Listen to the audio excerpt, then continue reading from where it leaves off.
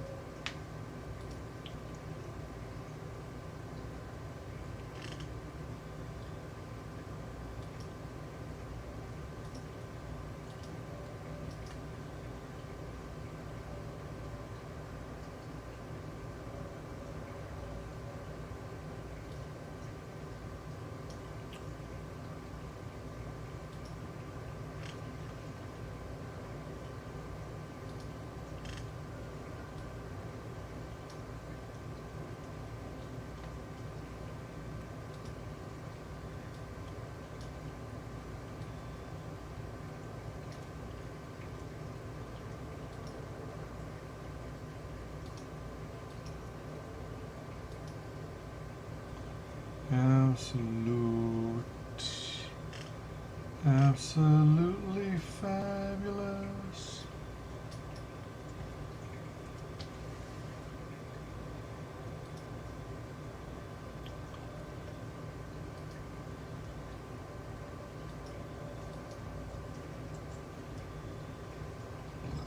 Excuse me.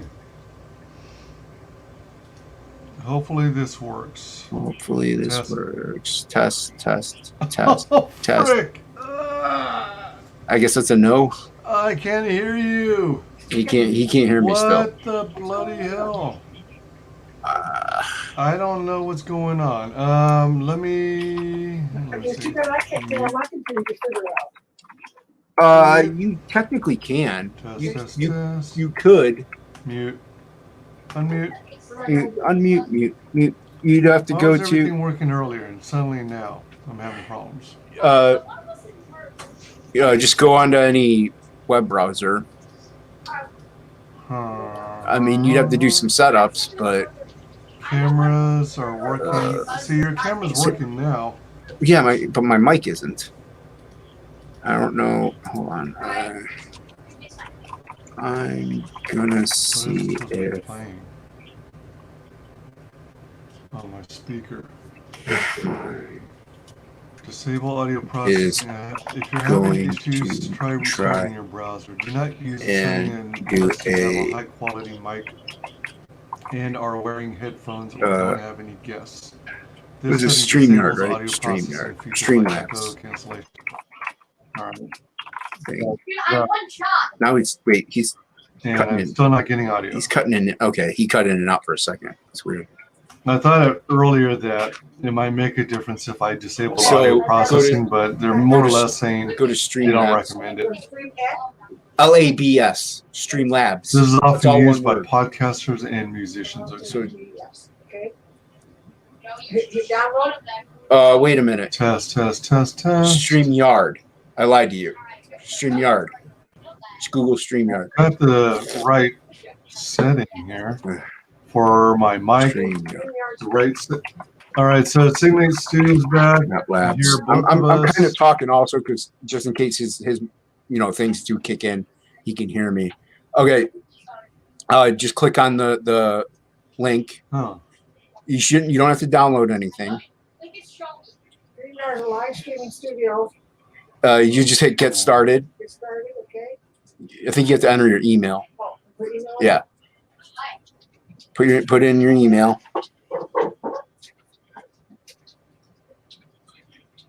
Let's see here. You know what? That's what. Play something like music. Is your speakers working? Set on to line out. Let me see something. Test. Right.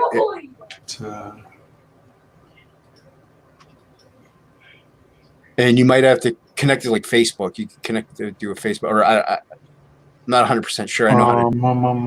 I don't know if you could do it without like a social media platform, but so I mean, because you could send me a link in Facebook and try that route. All right, so yeah, he's still not being able. It could be an issue on my end entirely. It's got to be on his end because I'm not having any issues on my freaking speakers. Wait, So, all right, so I turn off my. Let's see. Let's do mute site, and then we're gonna unmute site. mute and unmute sites. So I got a group mug. I can show you a group mug. Baby group. Oh my gosh, has it been me all this time? Is he figuring it out now?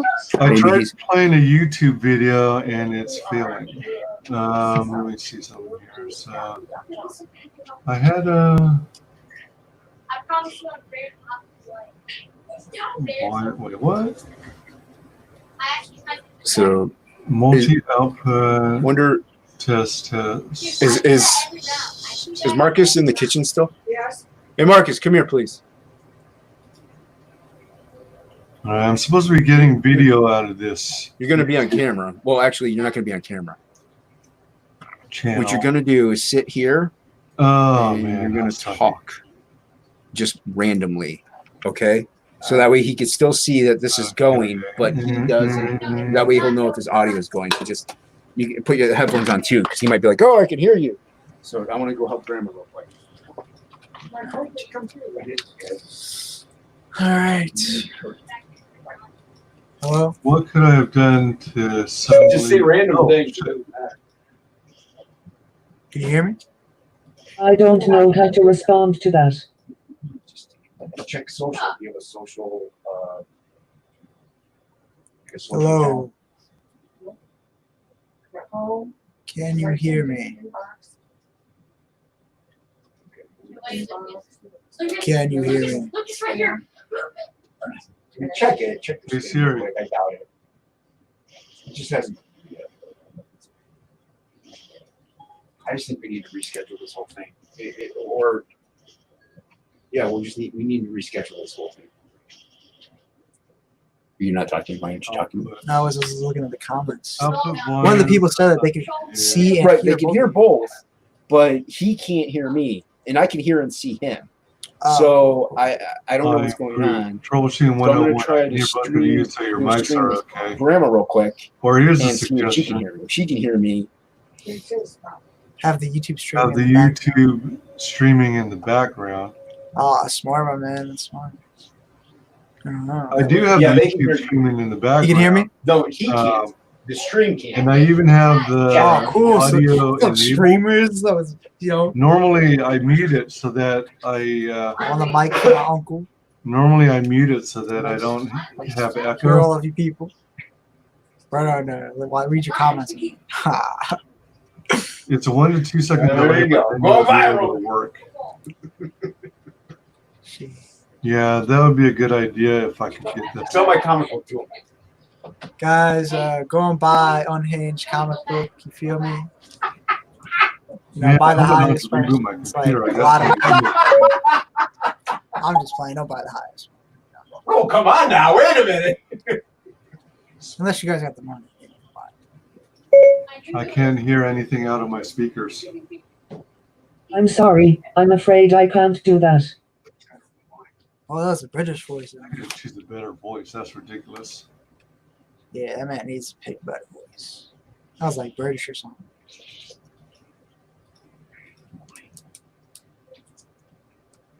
How do you see how many people are in here? Here's an interesting thing. I wonder. Oops. No. Oh, Can't even control that, can I? is your camera work now, Uncle Jason? The camera I was works. gonna try Yeah, and- you click the little camera. Turn on No, speakers. I don't want them all saving. Yeah, they don't want to. You don't want them to see your beautiness, your beauticiousness. Nah, what if they're like You're- serial killers or something? Well, they all are serial killers. I only talk to serial killers. Oh, What do you think I am? How do I cancel? How does this friggin' thing? Oh, he said 3 currently. Thanks, my man. Because The remember I only said, answer you need- how many people? There's this. Put the volume up on YouTube? I was So, like, yeah, because I asked how many people are in here. He's like, 3 currently. Alright, so I've got it on max on YouTube. This is cool, man. That should be a podcast. I'm gonna 3 currently. Thank you, Sigmate Studio. 3 second delay, you mean? What, you under it? No. Man, this guy can't hear me, but I'm the real bippity-boppity. stream here, boys. Audio. See that squirrel right there? That's me. There's a squirrel. That It's quote. like it doesn't recognize my. There, the freak All out. right. Hey guys, stay here. I'm going to close and relaunch Chrome because. Oh, he's leaving, guys. It's Let gonna be go me. back to line out. A beautiful voice. What did he say? He's gonna come back in. He's gonna close out on. his Jump Chrome. back Try to go to. back All right. Well, on. Excuse me. I'm gonna stream right now. you're in the stream right now. Please. Yeah. Video I What are you have. doing in the stream? What are you doing? I'm talking to Sigmate Studio and Yes, on Gothic that. Arch. Oh. And Oh, hey, Gothic Arch. Huh? I'm saying hi to Gothic Arch. my uncle says hi, Gothic Arch. He can hear me. I'm right here. This He can hear I Ryan. have open. He's been on. Yeah, they can hear Ryan. They can hear when you open the Audio. fridge. On Hey my- man, I'm talking to Sigmate Studio. He said, So the problem not a seems to be on squirrel. my Thank end. you. It's a Kuwokoda. Whatever the frick that. It's like a hybrid thing. So, I don't know, bro. all right. Hey, what's up, boys? Boys, we're and assuming women. genders right now. It's not very And women. polite. Test, test, You don't know. test. They could all be boys. They could all be women. All They right. could all be he, she. Dude. Hey, Jason, you got younger. I did get younger. You got younger all of a What's sudden. that? And All right, so can't even see him. Showing This is off. my stream now. It's your stream now. Forget about You my. gonna show them your artwork? Hey guys, can I show this? I don't care. Go ahead. Hey guys, gonna show you guys some artwork I made. I made. This is a What is it? what's his name? The Cybertone? I like Cybertone. Who's the guy who killed and liked boys? Who killed boys? Yeah, Oh, you talking about John Wayne Gacy? This is John Wayne Gacy, everybody right here.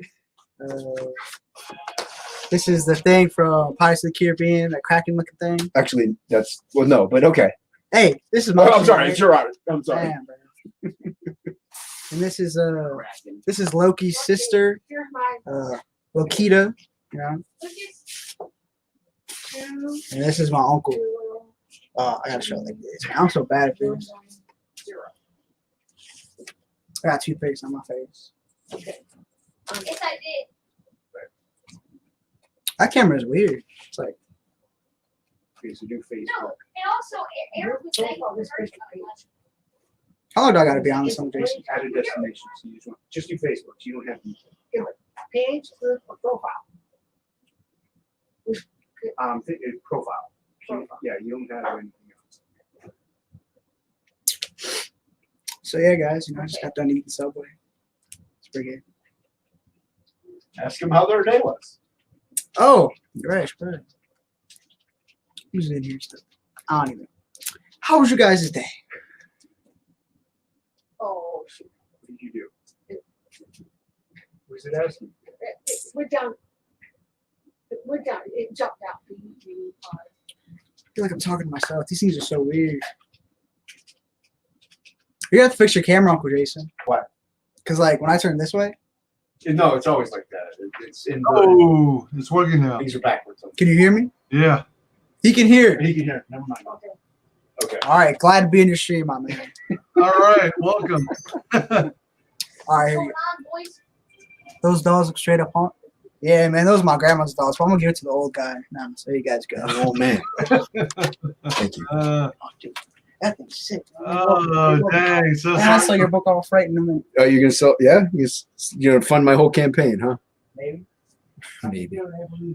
All right. Oh, damn. So sorry about that. No, it's okay. I was gonna have my mom like do a StreamYard real quick and like on Facebook and see if like it was a connection issue there with me or what was going on. So Oh, man. So are you using the tablet now? no, I'm on my computer. So if my one nephew gets too loud, I'll just go smack him around. He knows better, but he just doesn't like to listen. Oh, man. Oh, shoot. So sorry. I didn't No, realize. that's all right. I didn't realize the problem was on my end until, suddenly things went silent on my end. Yeah, I mean, sometimes it's hard to decipher which one is what's going on with which. So it's understandable, you know. All right. So let's see here. Boop, boop, boop, boop, boop. Yeah, that's why I also went into Chrome. I usually just use my Firefox, but can you hear him yelling in the background by chance? Some, yeah. Yeah. All right, hold on one Not second. too big a deal. I'm gonna yell. I'm gonna go yell at him. Oh dear! I don't want to get anyone in trouble.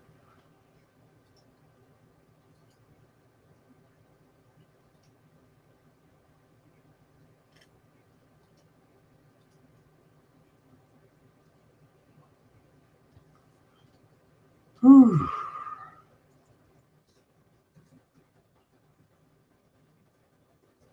He's playing Fortnite and he's grinding because there's a tournament so starting tomorrow or something. So he's playing with his friends, so he gets all anxious and starts yelling. The tournament, is he doing it professionally? He's 10. So yes, but no. I mean, it's just like a worldwide tournament thing, I guess.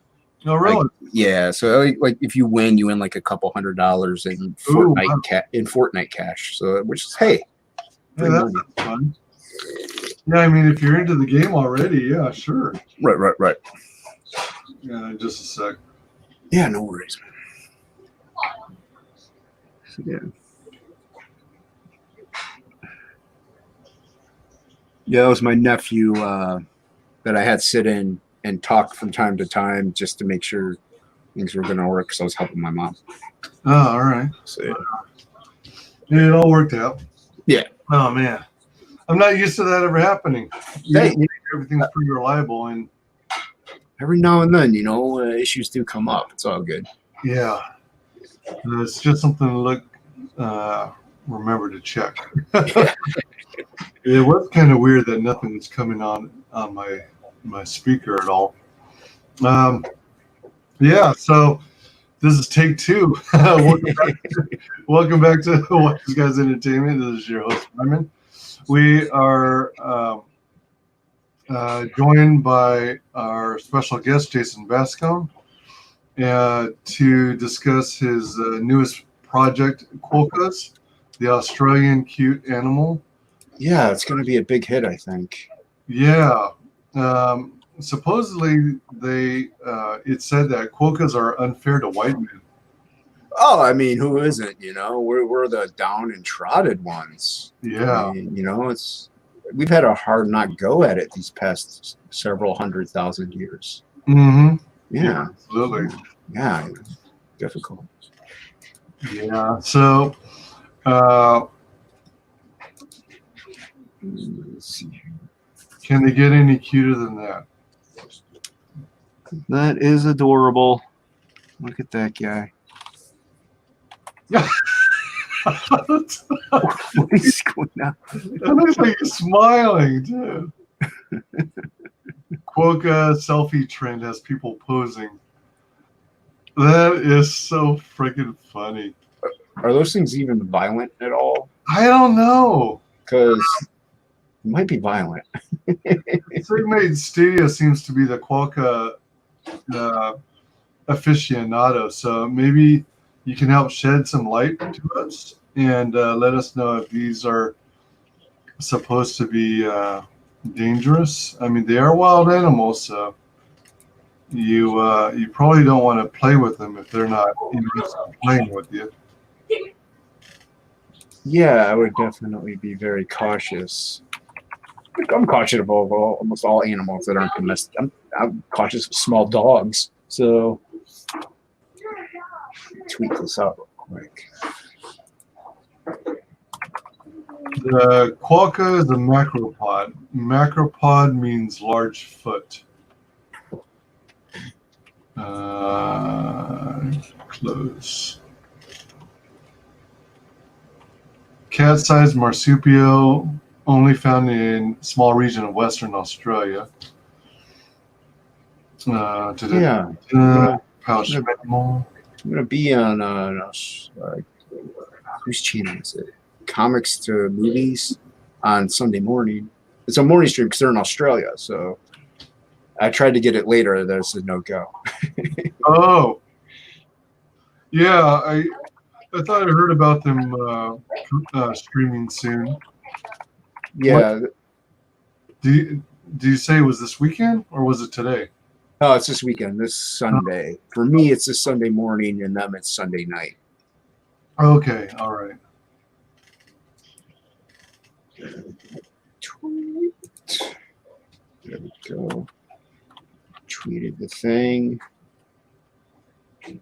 Nocturnal, active at night. Spend the day either sleeping or resting in the shade.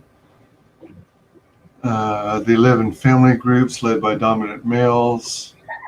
Large gatherings of up to 150 individuals can form by water holes at night.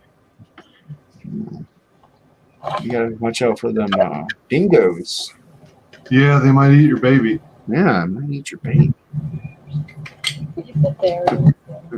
I'm sure they get that all the time.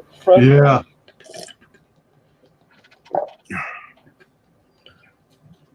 Look at that guy. He's gonna get it. He's gonna rip her face off. Yeah. Yeah. She's like, yeah, I can't eat that. Yep. They're gonna rip your face off. Does it feel nice? Yeah. It's gonna rip your face off. So it's good. Give it time. You feel like a cat? No,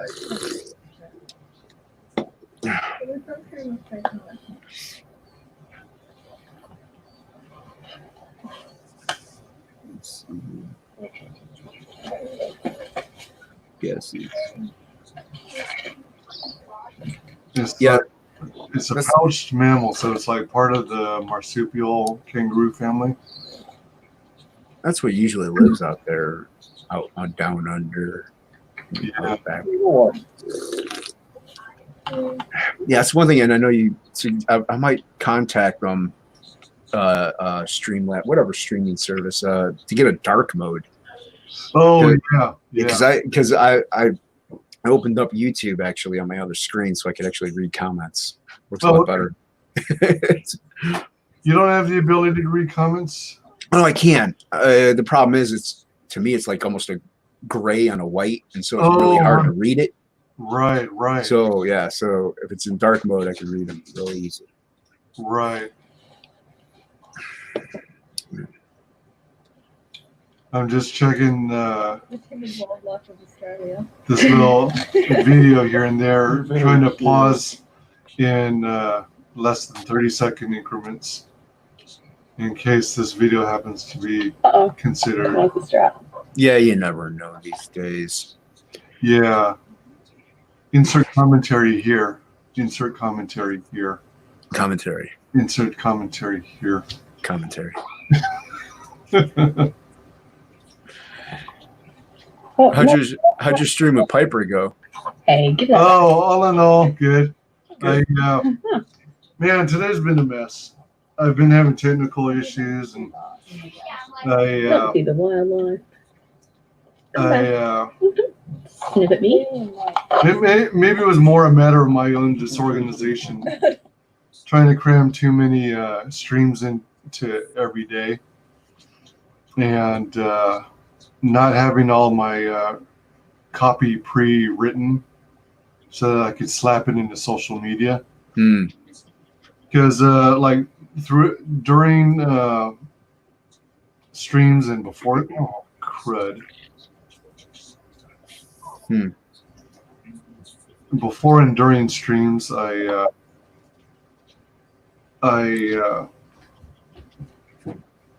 do promotion of the video, the stream that's in question, the stream that's currently going, and then I spread it out to Facebook, to MeWe, to Twitter, and to one or two Twitter.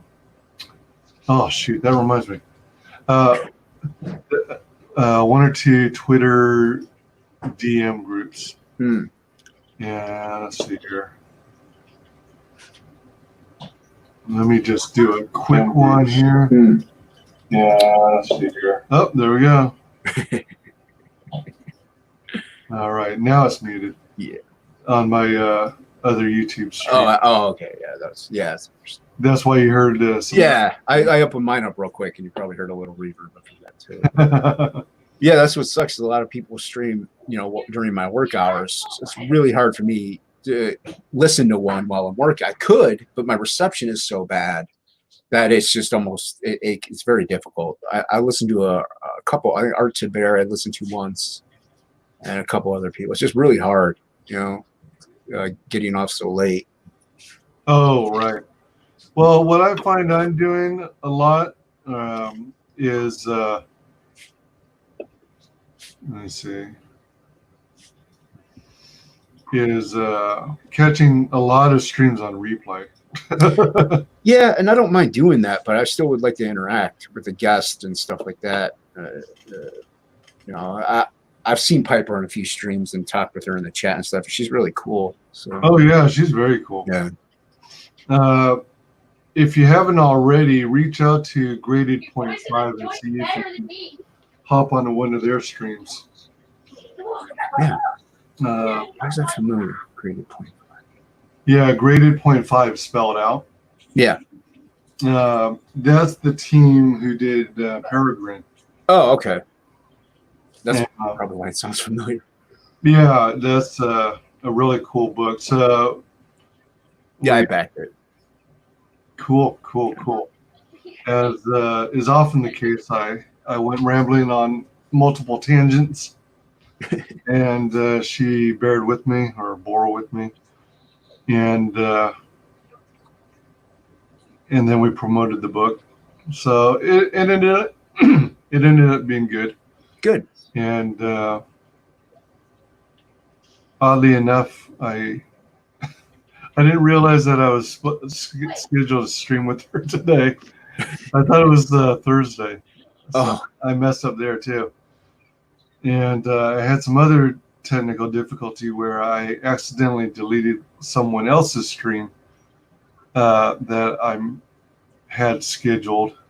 So I had to recreate that one from scratch. Oh no. Is that Doom one? Yeah, Doom Fate. Yeah, that's I saw that on your list of upcoming things. Yeah. Ah, good gracious. All right, so welcome again. This is take 2. And we are once again promoting Unhinged Entertainment presents Absolute Book 1. Absolutely. So we are presently at $3,920 USD out of 5,000. We got 73 backers, but only 6 days left. I did some more promotion via Facebook and Twitter. Thank you. I'll try and do some more as well. I'm hoping to at least hit the 5,000 goal before the 6 days are up, but we'll see. I think we will. I think we'll be okay. Yeah, and so there was so Shay spearheaded a campaign to get you more promotion. She's freaking awesome. Yeah, she is awesome. Have you been able to get on more channels since then? I did. Now I'm forgetting. I remember who I did. I did Charlie's London actually, but I didn't get a hold of her. I got a hold of her just regularly direct, and that went well. I got a couple backers on that, and that was yesterday. So yeah, nice. Yeah. So that was it. I've been trying to get a hold of people, and like this week, I'm actually on more streams than I've been since I've had this campaign going. So, which is still good. But I've finally been able to get in touch with people. Mandy did get back to me eventually, but yeah, like I said, I do know she's really busy. Yeah. Oh, pardon me, but I did hit her back up again recently. She said she's going to look at her schedule and see where she's at. And I hit her back up again after that, and I'm like, and still nothing. But even if she doesn't get back to me, she's got what she's shipping and fulfilling everything. Then she's going to be launching Super Dead, and plus everything else. So I know a lot of people are busy right now. Oh yeah. There are a lot of people in the midst of promotion. Have you been able to get on well, I'm guessing not, but the stream that Mandy does with John Malin? No, that's why I hit Mandy up. Right. Was to be on her stream, and You know, I mean, I think they do that Friday night. I'm not sure. So there's still time if they do, or even if they do it Saturday night. You know, there's still a few days within there. I am going to be ending with Frege though. How are you? Yeah, Monday night. I kind of wanted to reschedule it to Sunday because Tuesday morning he's got surgery, and I I feel bad because I'm like, can I end it on Monday since I end Tuesday afternoon? He's like, well, yeah, but I got surgery the next day. I'm like, oh, well, let's do it Sunday. I'm gonna hit him back up to like, can we do it Sunday? So yeah, but I'll be ending with Frege. Yeah, definitely do Frege. He'll, I think he'll give a boost. Yeah, I mean, he's doing a trading card for it once it gets funded. So, oh, sweet. Yeah. I kind of launched in a way on his channel. Mm-hmm. I launched it, and an hour in, I went on to Frege's show, and I told him like, yeah, I launched my campaign. He's like, oh, did you really? So he started plugging it then on. So, yeah, nice. He's good people, really good people. Oh yeah, he's awesome. Yeah. He really is awesome. Let's see here. Rosetta Allen. You reach out to her? What's that? Have you reached out to Rosetta Allen? No. Supposedly, she's big in ComicsGate in terms of a big supporter and stuff. She might also be Fandom Menace. I don't remember. But I think she is. I think she's both. But she is known for promoting as well, and she's a big supporter of campaigns. I think she encountered some issues recently where they either her Twitter got blown away, or I'm not sure if her health got affected, but. Rosetta Allen, she's got a new Twitter, I believe. Okay. Let me check something here. Well, I know Carla from Carla Tornielli. Yeah, she asked me if I could get on a stream this afternoon, and I'm like, I really wish I could. I work until 8, so there's really no way. But she's like, hey, maybe we could set something up. So I was like, hopefully I'll be on Carla's streams soon. Yeah, definitely Carla Tornielli. She's freaking awesome. Let's see here. I'll share with you, Rosetta. Yeah, you can send it to me in the DMs on the Twitter. That's supposed to be her new one. Okay. Are you familiar with the book Tilt? Yeah, I've heard of it. Yeah. Is the one with the playing cards? Yeah. Yeah. Reach out to Doc Hogg. He's always looking for creators to talk to. Hey, like if I could stream all day, like Saturday and Sunday, that's fine. I really don't care. I'll do it. So I have the weekends to do, and as long as I can do it from my iPad, that way people in the house aren't as hindered. I'd be a little happier than that way. Right. Yeah. I mean, there's a high probability that you'll be able to use your iPad right now in this stream. Yeah. The issue appears to have been my end. The fact that my Chrome glitched out and I had to close and relaunch. Well, as you saw, like when I was doing a draw stream from my iPad, and I started roboting, I guess. Yeah. For a while. So I mean, that's my one hesitation because my room is farther away from the router. I'm gonna strangle him like The Simpsons. Hey, Ryan. Jeez. Again. Yeah. Anyway, yeah, so it's further away from the router, so it's sometimes like the connection won't be good. So that's why I prefer to do it from my computer, which is like 5 feet away from it. Right. Is your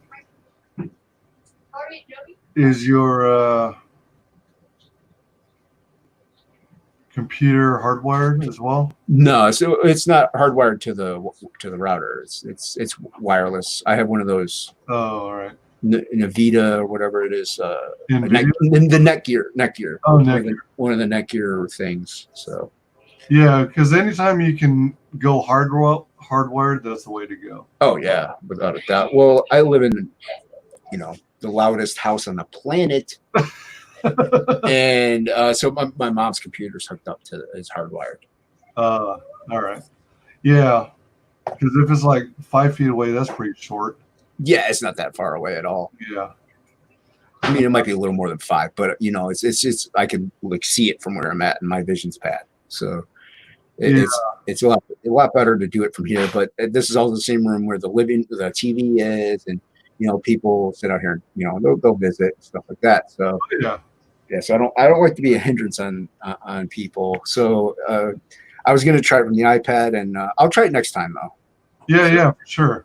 Well, I might do a draw stream later tonight, like late. We'll see what happens. Okay. From my iPad. So. All right. Yeah. If I have time later tonight, I'll try and pop in. It'll take me an hour and a half to read your comments. Yeah.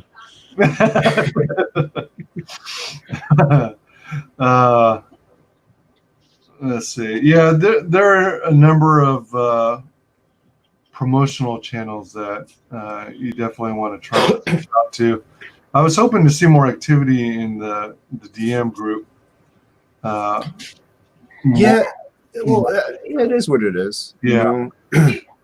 I think if once because this is I really think it's going to get funded, and I think once I fulfill a campaign, I think then people will be like, okay, well, he can definitely fulfill. You know, we'll get him on our shows more often. So I understand a hesitation in some aspects. Oh yeah. That's definitely the truth about it, because some want the reassurance of fulfillment. Right. So they don't feel like their money's going into some wasteland.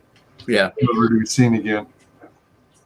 So do you want to, let's see, actually, let's play the video here. Make sure, come back here. Oh, I was also going to mention real quick, you might reach out to Commie Mark. Commie Mark was on the stream with Charlie. Oh, okay. Yeah, he was co-hosting it. I like Commie Mark. He's good. He's fun. He's hilarious, man. And his voice, he's got that sultry voice of his. It's like he could read any audiobook. It would be great. Yeah, because you know, if you got CG UK, then you've got a pretty good audience there too. Yeah. See, they got a lot of amazing talent in CG UK. They really. Yeah. Oh, Captain Fuckhead. Yeah. Captain Fuckhead, you could. I think he does promotion too. I know he does a lot of unboxings.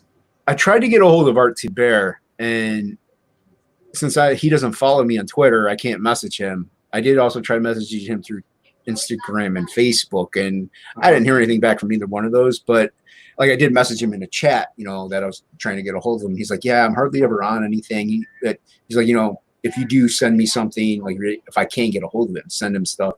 I tried. So, you know, hey, if I could get on Art Show, that'd be cool. He's the legend. Yeah. Adam Post probably too. Does Adam Post host people? I thought he did. Because everything I've ever seen him upload or do is or does he just usually join other people's streams? I think he usually just joins other people's streams, because usually he does like either like, you know, what's going on in the industry, or like how to make a crowdfunding book and stuff like that. I don't think he really hosts people. I don't know. I'd have to hit him up. I'd have to contact him somehow. Yeah. Sometimes it's hard to reach creators, and it's often because they're inundated with other tasks. Yeah, and I get it. No, go ahead. You go ahead. No, it's your show. You go. You go ahead. You go. I said go ahead. I forgot what I was gonna say. Let's go ahead and watch this video. Let's hope it plays. It's a time of dystopia. An alien race known as the Unhinged overtaken the Earth in a quest for galactic dominance. Led by General Mara, the Cortana army spread bloodshed throughout the land. People must fight to stay alive and free. As the army rule, the Victoria faction taking prisoner. A lone bounty hunter is accidentally thrust into a war he didn't ask for, befriending a tumulty rebel as he seeks the ultimate prize. And the samurai priest leads them in their path. Will they succeed or will they fail? Will they succeed or will they fail? I don't know.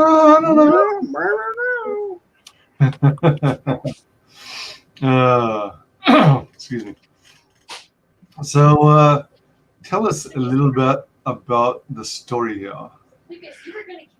Well, it pretty much is a bounty hunter gets dragged into a battle he wasn't looking for.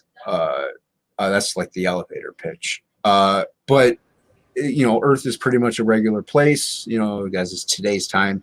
And then an alien invasion happens, but when they come, they're disguised as like celestial beings or deities or whatever religious sect of that country or peoples are, the main dominant sect.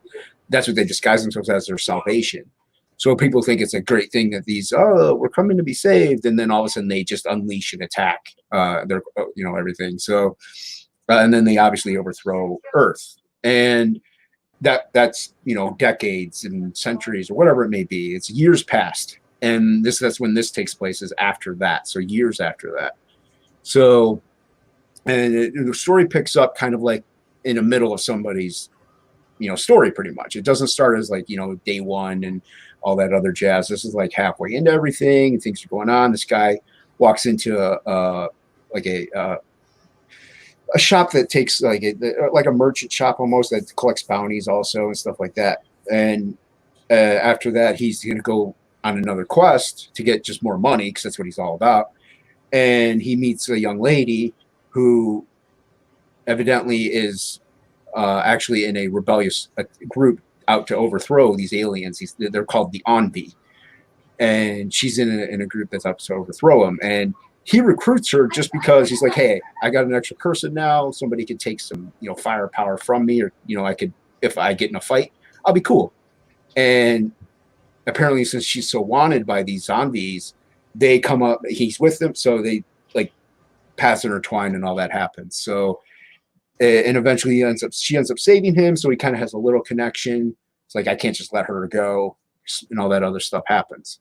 So it mostly is just about survival and overthrowing a dominant species that's not supposed to be there. So, and that's one of the alien guys, kind of that lead one in a way. There's different types, different versions of them. What the?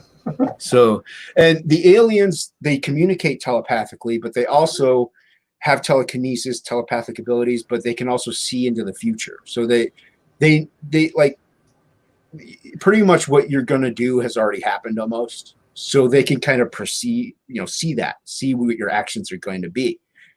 And so that's how they're able to overthrow all these planets, and they're on that quest for galactic dominance. So it's kind of hard to fight something that knows already what you're going to do. So yeah, so that's the run. Yeah. Excuse me. I was just sharing your Twitter handle with the group. Thank you. With the chat. And I think, yes,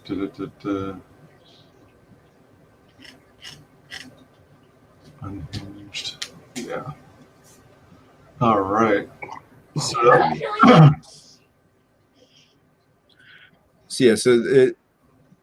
they have like this. Their necks aren't really necks. They're kind of like their neurons, or their like their gray matter cord or spinal cord, whatever it's called. But it's so, you know, fiber optically tough, like you can't really cut through it. So they like have these weird necks, and that makes their brain capacity stronger. And actually, he has 4 chests because they can grow out 2 extra sets of arms at will. Like they just come out. So they usually just walk around with 2, but battle mode happens, they got the 4, and you know they have the height, the strength. They're dominant beings. These specialist speech bubbles that have the circles in them. Is that the telepathy? Yeah, that's their speak, because they have a hive mind, pretty much. So you know, so they think as we. They don't think as me or you. You know, as I did this or stuff like that. They think we, us. You know, stuff like that. That's how they think because they have a hive mind. They're all one, but they're each of them are separate in a way. So yeah. Right on. So yeah, anytime they're talking to somebody or thinking about something, it's always we, us, you know, stuff like that. The only time they'll say you or something like that is that they're talking to you, you know, or something like that. Otherwise, they address themselves in, I don't know what you know, that's I don't know which one that is. If it's first person, second person, third, I don't know which one it is, but it's group speak. Yeah, that's what it sounds like, doesn't it? Yeah.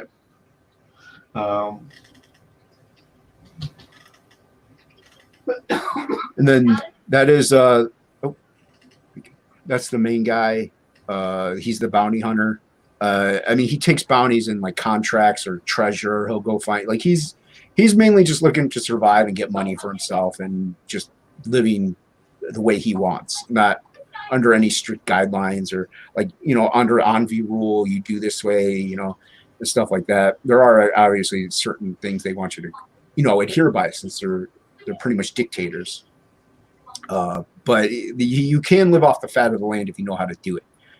So, and that's what he is. He can vibrate energy at any speed he wants to, like, either make like force blasts or stuff like that. But sometimes he can't control it, and he either, you know, goes too hard or too fast, and he'll accidentally just blow too much stuff up, which also causes him to injure himself in a way because he's used too much of his own energy to output it.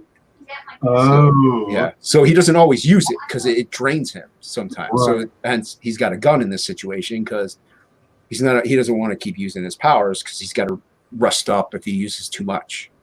Right. It's got to be kind of a pain to be living this kind of life with equipped with mainly a revolver. Well, he doesn't, like in the beginning of the book, you see he's got a shotgun strapped to his back. He's got a backpack. Okay. I mean, he like, he'll pick up weapons off and on and stuff like that. He just lives kind of as he goes.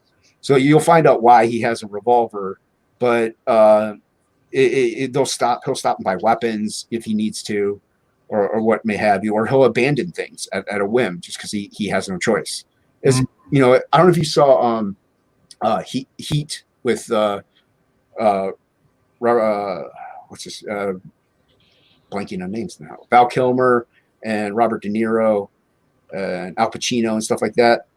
He's kind of, you don't remember, oh, it's such a great movie, but he's the Robert De Niro of that movie, where you don't get attached to anything you can't walk away from in 30 seconds and under 30 seconds.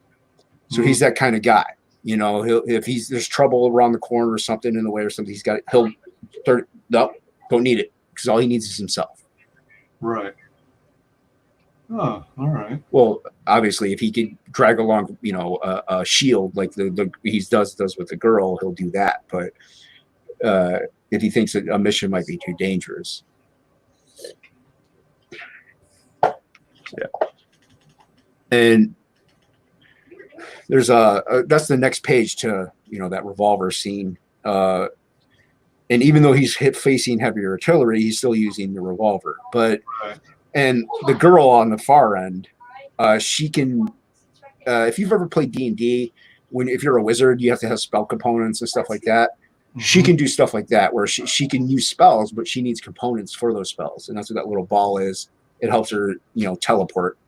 She does it a couple times in the book, so she can use a little bit of magic, but she has to like.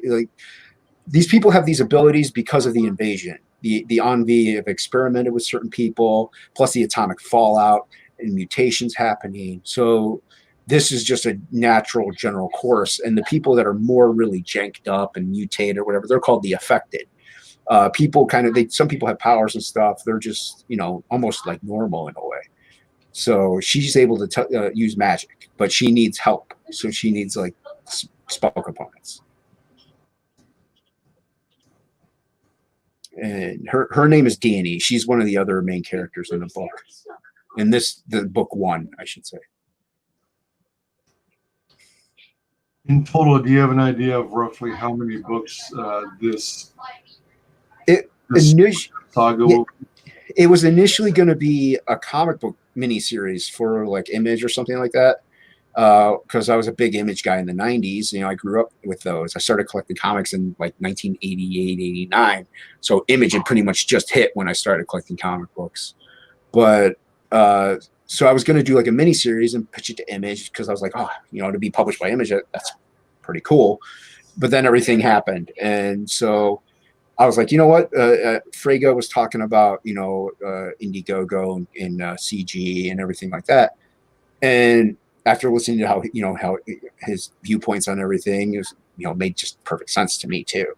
So it was a mini series. So there is like, I think I'm just gonna have the 2 books, but I don't know how much this one is 46 pages. I don't know if the next one's going to be 46 or more, because I could stretch out, like, since I know it's going to be 2 books now, I can make the second book more tiered to an actual graphic novel. So the next one might even be longer than this one, or it might be just as many pages, because I have the book issue 3, so I have the first half of the second book done. It is totally done. What my nephew was holding up was actually one of the first pages of the second half of the first. So this was one of the first pages of issue 3 or 4, so to speak. So there's one of the other guys that you'll meet in the second book, and that's a monster he's gonna fight. So yeah, so this is like in the middle of book 2. Now I could add more pages to it now, since I know it's going to be two book or one whole book. Right. But it is only going to be the 2. I don't want to have it be an ongoing thing, but this is where it is. I like Sin City. I like that concept. So Absolute is just a vague title for a lot of different stories that are either in that world or, you know, in a city or time. It's kind of like a veil. Now, I'll do other books that won't revolve around it, but that's kind of like my Sin City. It's like my little go back to thing. So this is this story in Absolute. There'll be more, but maybe not with these characters. Maybe with these characters, but in a prequel. So. Oh, all right. Or in a sequel. You never know what will happen. Okay. So yeah, and then that's the main, the dude, and then the girl at the end. Her name is Danny.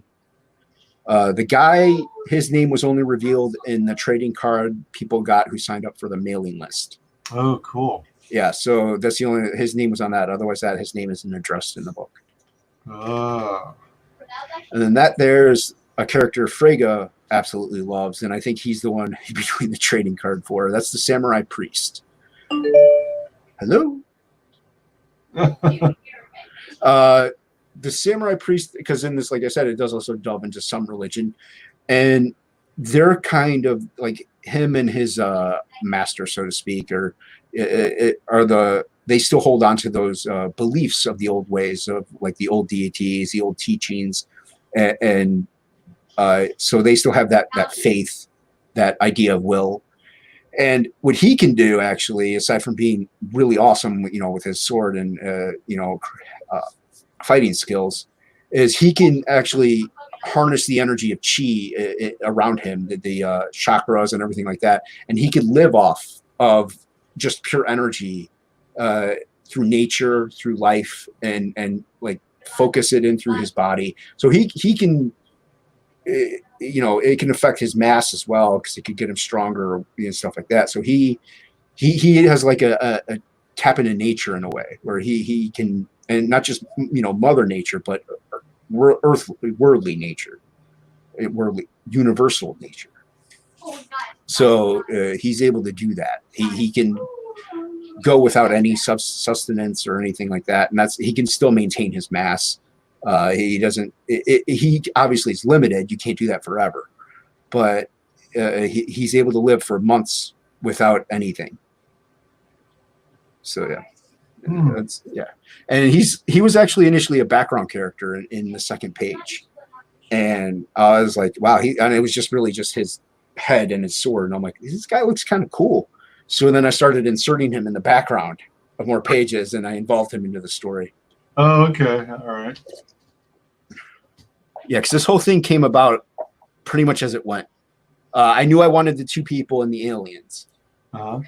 The rest of it and I wanted like the religious aspect to it, but I needed a way to tie it all together, and he kind of accidentally became that way. Yeah.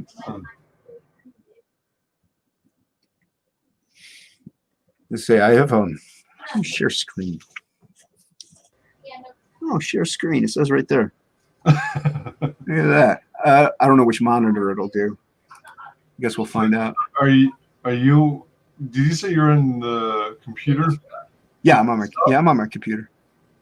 Because it should give you the option of sharing a tab from the same browser you're in, or a window or a tab from another application. Oh. Or there's a third option too. It just says this. If it works, it works. If it doesn't, it doesn't. It's not vital. It's just. Oh, okay. Here we go. What's this one? Friendly heads up. Yeah, Chrome has something. Okay, I can't really read it. My eyes are bad. Oh yeah, it's sharing that screen. It's sharing the Streamlabs stream, right? So if I move this over here, is it sharing that one now? Do you see the guy, or no? Oops. Let me see. I don't know if you see the guy. I don't see anything sharing yet. Okay. All right. Well, I guess I just suck. That's okay. Not a big deal. Okay. Oh no, I see on my end it shows, but okay. Wait, that's why. You might. Go. I got it. I think I got it. Did it work? All right. There we go. That is actually some fan art. Oh my god. Yeah, he lives in Germany, and he is. This is just actually the rough layout of it. His coloring, like he's laying out highlights and colors and everything like that. He's gonna fine tune it later, and then I'll toss him some bucks, and I'm gonna use this as. I don't know if I'm gonna use it in this campaign or the next one, or what for, because this is just awesome. This guy is great. So yeah, I thought I'd share that because that's the Samurai Priest, and somebody's like, he wanted to do some fan art. I was like, yeah, go ahead, go for it. Is this a painting? It's a digital painting. So yes, and he does do oils though. And I was like, hey man, I'm like, don't do that. I don't want you to go all in on oil paints. I'm like, I'm flattered. I'm like, this is beautiful already. So I'm like, you don't even worry about going in oil paints. But he said he's gonna fine tune it, finish it up, and everything like that. So, dang, yeah, that looks really good. It's yeah, a good start. Yeah, I was blown away when he did that. Yeah, that's what I was thinking too. I was thinking a trading card, like a limited trading card, or maybe even for the next campaign. Like if you back the book, you'll get this trading card like in the first 24 hours or something like that, because it's beautiful. He did phenomenal. I'm like, man, you did him better than I did. So yeah, his style's fantastic. Yeah, I'm liking it. Yeah, once if you exit out of the shares, because this is in my DMs on Twitter, so once you exit the share screen, I'll find out his name. Oh, there we go. That is from on Twitter. He's Entertainment Madness. Huh. Entertainment Madness, all one word. Madness spelled normally. The E and the M are capital. So I'll just type it in the thing. Jason, use your brain. Use your brain, Jason. YouTube. There we go. How did I exit out of YouTube? It's weird. Anyway, but yeah, that's probably like you said, that'll probably be a trading card, because like for this campaign, I'm going to see, because when it gets funded, I'll see what Frege does. If Frege doesn't do the Samurai Priest, then you might hear some echo. I'm actually seeing. Okay. How did this? Oh, there's actually two of them called Entertainment Madness. One is at ET Madness, and the other is at ANT Madness. Find out which one he is. He's the all capital ones at ETM Madness. All right. Yeah. The one that has his banner is kind of looks like Castle Grayskull. Yeah, that's him. All right, I'm gonna follow him. Yeah, he's good. Yeah, I recommend other people too as well, because he does support CG campaigns and everything like that. He says his profile says, "Follow me, and I may draw you." I mean, he's good, and I don't know if he backed the book. I almost don't care. I mean, he's willing to do that. I don't even think he wanted money for it. So I was like, dude, I can't just not pay you. Like something like that. That's just really good. So yeah. So go. I posted it in the chat. His Twitter handle. Cool. Let's see here. Oops.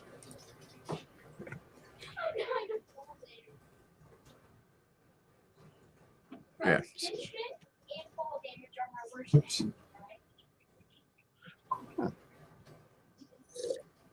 Look at that. Now that I can share screen, I can actually maybe show more teasers. If people follow me on Twitter and Instagram, they probably have seen some actually tidbits of the second book. Oh, really? You're already teasing the second book? Oh, I've been doing it for a long time, actually. Like I said, I didn't know it was going to be. I was going to initially do all this through like Image or something like that. So, so I was posting stuff as I worked on it on Instagram and whatnot. But I have been dropping little things on Twitter, like a panel here, something there. So, so yeah. So here it's open.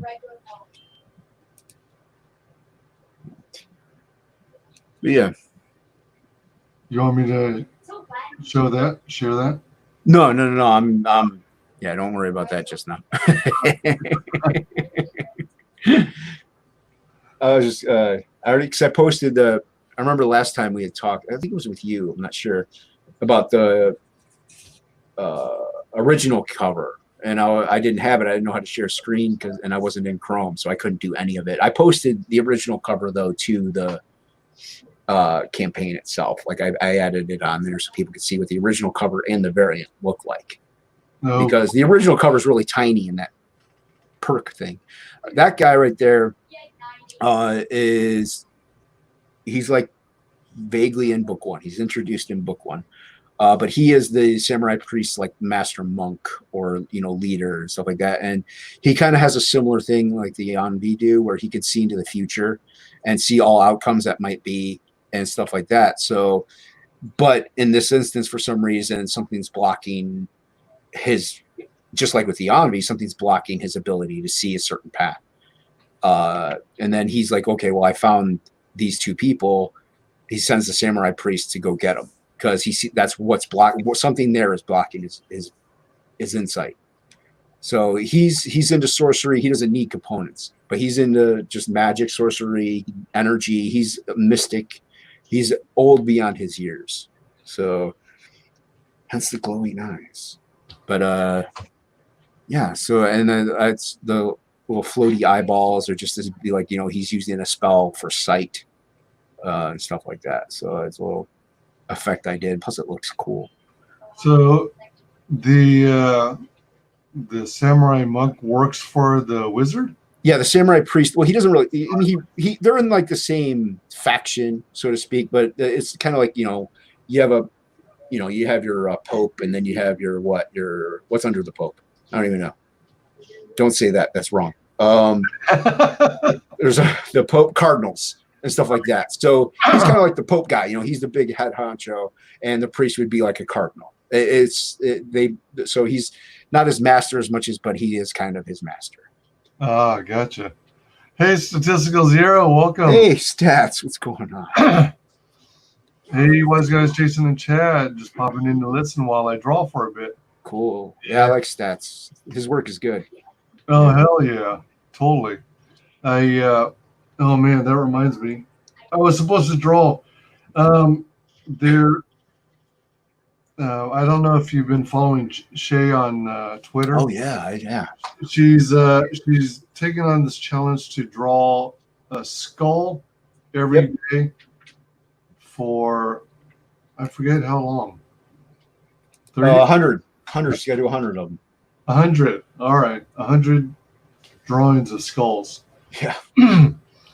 So I got kind of inspired and started drawing too. Awesome. But I fell behind already. You know what? I just like, I live by Frigga's motto and stuff of draw every day. It is really, really not. It's not as easy as it sounds. To draw every day. You know, things happen. Things get in the way. You get tired from work. You name it. And so sometimes, or you're sick. You don't feel well. So drawing every day is a lot harder than people think. Right.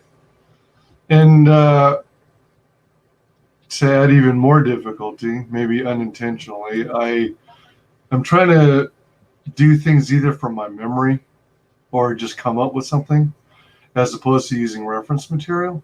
Yeah, that's I applaud your gusto, your go get them attitude. But yeah, no, drawing from reference if you're just starting out, it's kind of key, but not. I mean, like McFarlane had even said, you know, if you like comic books, you want to draw comic books, you love draw from comic books. Like people will tell you to draw from life, and that's not a bad, wrong thing. It's one way to go about it, but you don't always see, half snake, half man with a horse-tailed person. You don't see these weird things out in the world. Now you can pick them from photos, but you're going to get a very dull looking thing if you use just a reference photo and try to make it precise. It's going to look stupid. But if you draw like you look at a McFarlane monster and you don't try to copy it, but use it as inspiration and draw it in a way, you're going to get. Yeah. But like a skull, yeah, I would use reference at first. Yeah, for sure. I mean, I could draw a skull, but it wouldn't be at all accurate. And besides, I'm pretty rusty. I've been many years without drawing. Yeah, if it's been a long time, then I would recommend as well. Also, just warm-up sketches. Let's see if this will. Like really loose sketches. Yeah. So I don't know if you could. Is that able to share? Yeah. That there is in book 2. It's a 2-page splash page. Oh. This is in book 2. This is actually the monk guy. This is the head monk. So he is not a wuss. You know what I mean? He's actually one to be trifled with, or not one to be trifled. And then these things here, these monster guys, these are called mutts. I have the what they stand for as their acronym, but I forgot what it is. I'm not going to even attempt it because I wrote it on the fly. I didn't. I think it's like mechanized utilitarian tactical something. There's another T there. So they're created by they're like the Ombi's dogs. That's why they're called mutts. They'll hunt stuff down and report it back. And they found him, and he, like I said, he could see into the future, but he thought they were coming later. So they kind of did surprise him a little bit, but not too much. So, and kind of looks like they're eating him. yeah, they busted through his house. So he's kind of jumping into them, and he's gonna. Oh, okay. He's gonna do some damage. Jeez, man, that's really cool. That's another. There's I did post this, I think, on Facebook a long time ago. I've been drawing this for a while, but so in a way, it's a WyzGyz entertainment, though. exclusive because I didn't post this on Twitter or anything. Oh my gosh. Sweet. Yeah, so there you go. WyzGyz exclusive. WyzGyz exclusive. Yeah, I need to come up with some kind of animation or something. That'd be pretty cool. Yeah. So yeah, I mean, I try to do some different stuff for each stream or something like that. I don't want to get too repetitive. And since I'm able to now, since I actually did this in Chrome, I'm able to share my screen. So I thought that'd be. And I don't have too many sketches actually of these of my book because I didn't really plot out the guys. I started drawing it at page 1, and I didn't sketch out a concept of what the main guy would look like. I just drew page 1, and he was in it. Oh, wow. So I don't have too much behind the scenes stuff. Like I could do this. You get to see how bad my eyes are. Me moving the mouse around all the time. All right, like here's a concept sketch for the troops. This is a concept sketch for the troops. They're called the Courtier. So that's just a real quick design layout of them. They did change a bit. So that's one thing. And then I have the Mutts somewhere in here. Yeah, here he is. This is a preliminary sketch of the Mutts. Oh. So yeah, they have like these tentacles as a tongue. Oh, dang. And they do have these sharp teeth and stuff like this. They can suction onto you. But they're made by the aliens, so they're really not an organic species. In the foreground, is that like a large 3-nailed claw? They got like these giant forearms and these their fingers that come into a claw. They retract into their forearms. Oh, okay, all right. So they can pedal through stuff and bash things and do a whole bunch of damage if they want, or their fingers will come out with the claws, kind of like Wolverine, but not because it's their actual fingers. Right. So yeah, so the Envy created them, and I know I have a preliminary sketch of the girl somewhere. She is a D, Jason. I know my alphabet. Maybe she isn't. No, there's dude. Concept. Okay. Like I said, my eyes are so bad I can't even see my own stuff. And then I have stuff under Z.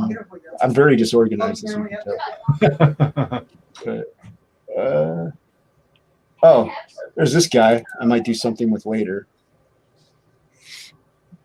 I don't know who he is. I just sketched him out, thought he could be in the book at some point. That was pretty cool. Thanks, man. I kind of had a Battle Chasers inspiration to him. Oh. Like a Joe Madureira Battle Chasers types thing. I know I have his preliminary sketch of the girl. I just don't know where it is. It shouldn't be in 1. Is it in? What does it say? Premiere. It's not in Premiere. Not in Indiegogo. See, I'm so disorganized. Everybody's just loving. This is entertainment at its finest right here. This is what everyone sees. I don't even know. I'm not about to click on these things because I don't know what they are. Like I said, I know I had a preliminary sketch of the girl. I just don't know where it is. Oh, here it is. Danny concept art. And this is what I initially had her. She originally had was more into swords, and I gave her like this do-rag thing because I knew somebody in real life that would wear those all the time. And she has like these trinkets here, and I kept that. But this was just really rough. And she wore the baggier clothes because of the, it's the time frame, and it's easier to keep you warm at night and protect you from like UV rays, what may have you in the daytime. But that was my first preliminary sketch, and I changed her up a little bit. She doesn't really use the sword as much anymore. She's a little shorter. Here she looks really big. But yeah, so those are it. That's really it for my concept art. Like I didn't Pretty cool. Yeah, I didn't plan anything out really. Now, remind me, is Are you predominantly digital artists? Or do you... It depends. It depends on what I'm working on. If I am doing comic books, predominantly yes, mainly because this style anyway is a little more precise. I do have my other style where everything can be like the anatomy stretched out and more it's super detailed and everything still, but that is usually traditional. Just because I can do different things and faster that way than I can digitally sometimes, like splattering ink or even cross-hatching. Sometimes I can do it a lot faster traditionally than I can digitally. I do digital because it's easier for my eyeballs to see straight lines or stuff like that, because I can zoom in and out, or if my straight lines are wrong. Excuse me. And it's also, I have a hard time seeing pencil on paper or sometimes stuff like that. So it's also hard to see if you use a red pencil or oh yeah, blue pencil. Yeah, because it's not always. Where's my pen? It's not the darkness of the Well, color itself. like.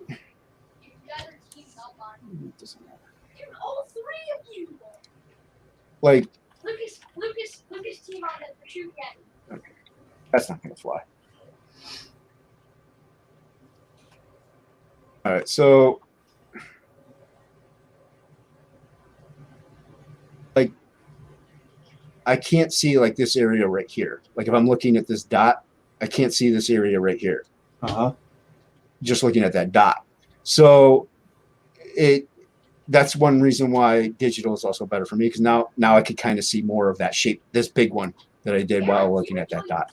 Things totally disappear and black out. And if I use red, so whenever I'm doing that, if I'm using red, it's harder. The red will fade out even more, disappear a little more. So if I use just straight black or a darker lead, I would be able to see it a little better and stuff like that. So I mainly do digital because of like my vision blackout spots. It's just easier for me to just quickly contort and move in and out and be like, okay, I can see it now. I'm good. I can't see it now. So, if I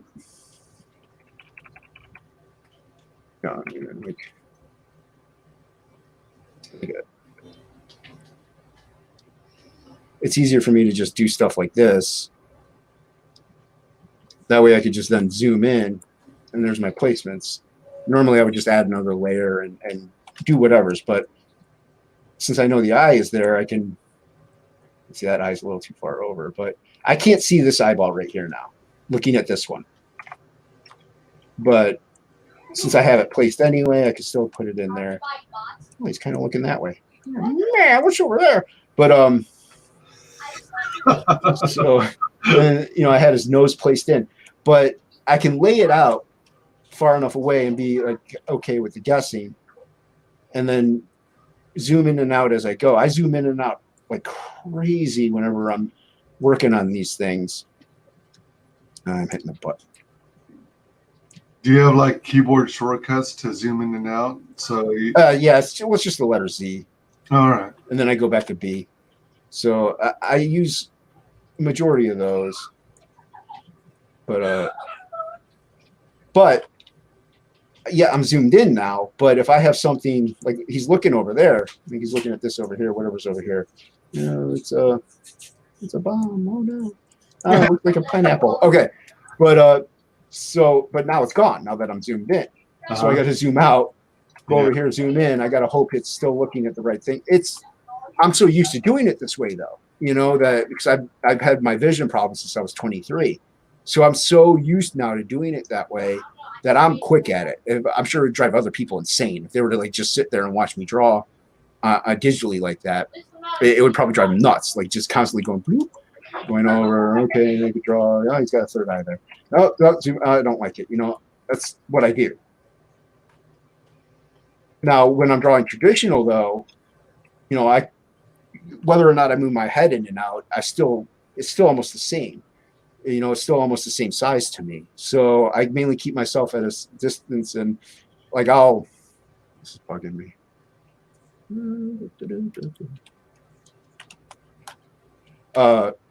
So I don't even usually lay stuff out whenever I'm drawing traditionally. I'll just like I'll have like these weird, like, okay, well that's there. I'll make something out of it. Let's just make something out, you know, and I'll just keep going in and then, oh, this is a skull now. You know, that's what I do traditionally sometimes with my weird things. Uh-huh. And I'll do it straight in pen. So if there's a mistake, I gotta either incorporate it into the piece or, you know, just black it out pretty much. But that's, oh, whatever. Stupid alarm. But so that's how I'm used to drawing, though. Like, that's why my traditional work is usually not comic related, because I can get messy. I can make a lot of mistakes, but it doesn't matter because those mistakes aren't mistakes. They're just part of the piece. Yep. Whereas comic books, if I'm drawing a building, forget about it. That's got to be digital because I won't be able to see. You suck. I won't be able to see, like, there's the horizon line. If I'm going like this, well, this line is now gone. I can't see this line over here if I'm looking at this line. Right. So I don't know if I'm right with my building. You know, it's just, I know you can hold shift and stuff and use lines and stuff. And so that's why if I'm doing it digitally, it's a little easier that way. If I can erase things, I can move them and stuff like that. Traditionally, forget about it. Those things are just so far out that I can't really. Nobody wants to watch me draw a building. Anyway. Hey, that's not true. That is totally true. Everyone wants to watch you draw. Nobody wants to watch me draw. But I don't want to watch me draw a building. You crazy? Jason Krager. Hey. He says, hi there, Mr. Bascom. Hey, Jason Krager. Everybody go back Hammer. Yeah, Hammer's awesome. Hammer is, I can't wait for that book. I'm hoping to have him on my channel again to more or less finish Inception. We finish the promotion we were doing. What happened? We had a good stream, but I kept going off on so many tangents. We didn't spend a lot of time on his book. So I want to do like a part 2. Yeah, I mean, hey, he's great. I was able to watch him at work on Shay's stream, and he did great. You know, he does all the right things, that's for sure. He hits on the right buttons, got good talking points, and great art. Oh, and sculptures, forget about it. Oh yeah. Yeah, everybody go back Hammer. That book's gonna be awesome. Yeah, I saw him on Shay's channel, and I heard about the sculpture, and I was like, oh crap. Yeah. Back it. Yeah. His sculpting is amazing. I follow him on Instagram. Everyone go follow him there too. He's not CG, but he's CG. He's got the CG mindset, and and he's good people. That's all that matters. And it's a great comic. So CG or not, go follow him on Instagram. Go back his book. Dude's good. He's good people. I usually I call him CG friendly. Yeah, he's got the heart. Yeah, for sure. Yeah. You know, it's like Bill Tucci. Bill Tucci, he's not CG, but he's CG. You know, and there's zero problems with that. I don't care. And to me, I don't need to be CG, but I have the CG mindset and the CG heart. So why not just say I'm CG? Yep. Yeah, I'm definitely CG. Yeah, and that's fine. Welcome, Matanui. Matanui says hi. Hey, Cam. Good evening to you too. Cam 1138. Jason Krager says we got wordy. 2 hours and 20 minutes. Hey, you know what? That's fine. And you know, I like this. That's why I like how like this one. You know, you don't mind going, longer. Things hit or not. And that's fun. Like I was having a good time with Shay and Charlie, and we actually did. We went a little longer on Charlie's channel because she was having. I swear, I'm a jinx. She was having technical issues too. So I'm like, really? And she was apologetic. I love Charlie. But, oh yeah. So yeah, but so yeah, and but her and I went like an hour and 20. I think the same with Shay. So I tend to go a little longer anyway because I blabber too, especially when I got like 8 gallons of caffeine in me. So yeah, I can see I can see that happen. I'm kind of, I think I'm kind of immune to caffeine because I've drunk caffeine most of my life. When it's just coffee, yeah. If I start doing the energy drinks, then it'll be hyper. Because I really only drink about a cup a day, really, of coffee. I mean, it looks like if people know me, they'll think I'm always drinking. It's like, well, not really. I just happen to always be drawing and have one cup. Right. So yeah, but yeah, I mean, I drink soda, I drink coffee, I drink, all kinds of different things. Yeah, I usually avoid energy drinks because I typically don't like the flavor of them. I prefer sugar-free ones, but well, Red Bull sugar-free is actually the main one I prefer. But the vending machine at our work only has the regular ones. Ah, gotcha. Yeah, it's kind of a bummer. Matanui is playing Yakuza 3 right now. I don't know what that is. Uh, I'm assuming it's a video game, but I don't play video games. My eyes are not very forgiving with it. yeah, Matanui doesn't drink caffeine at all, really. Well, that's a good thing. Well, then, yeah. Yeah, if you can go without drinking caffeine, then you're ahead of the game. Yeah. Yeah. What I did notice the few times I did drink energy drinks, I usually don't like the flavor. Like original Red Bull, Monster, 5 Hour Energy. Well, the 5 hours and stuff, they all taste like garbage. I mean, they taste horrible. And I think that's what makes them work for 5 hours is that you don't forget the taste for 5 hours. So it keeps you going. But I drink them. But I actually like the B12 energies because, for one, they're $1. You can't beat that. And also, I think there's less caffeine in them, but they still work for me, though. I don't know if it's just a subconscious thing or, a placebo effect. I don't know. I don't care. I do what works. Right. Yeah. The few energy drinks I've had don't seem to faze me. I don't really notice anything. I don't have like a heightened sense of energy or. I just tend to blabber more. Like I tend to talk more, and I do get a little more energy, but I do get way more talkative whenever I've had a lot more caffeine, obviously. But I can draw all day on a bunch of caffeine and not really. I'm almost naturally shaky, but it doesn't get any worse. So if they accuse the games, Japanese. So if you're sucky, yeah.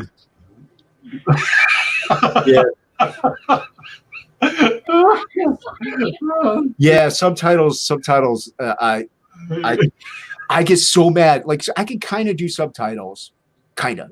It's whenever they go either too fast or they're white over white.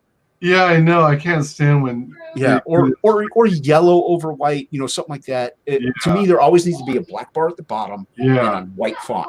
You gotta have. I'll do it. You gotta have real contrast. Otherwise, it's almost useless. Yeah. So I can't really do subtitles and stuff. Like even reading comic books is a little hard for me, but I think that might just be more of an actual glasses issue. But because I do wear glasses when I watch TV because some things are blurry, but that's just a natural thing from getting older. But I do have like a constant fuzziness. I guess I call it like a static like a TV. All right. It's kind of like that constantly, but super opaque. So, yeah, it's fun. And it wasn't always like this, so I do remember what it was like to see. But I obviously got better at art as I got older, even with my bad vision. So if I had good vision, I just think I'd be a lot faster. I don't think I'd be better. I just think I'd be faster. So that's my theory, though. But hey, I'm not one to say if this and if that. Whatever. Hello? Oh, those are just sound effects. I get these notifications different applications. Right. No, it happens with me. Like Windows will let you know something's going on. Yeah. I like the way you don't stay confined in borders and let the eyeballs float around and overlap the edges of the cells. Yeah, I like breaking panels. I like that. I don't even know who started that initially. I mean, I don't know if that is I don't know how far that goes back, but obviously a lot of guys in Image did it, you know, and even before then, you know, McFarlane with Spider-Man, you know, stuff like that. So it's just something I've always liked. You know, you can make a big impact by being bound by a border, but breaking it. Yeah. So it's fun to do, but doing it too often or at the wrong time can really break it. So I try to be very careful.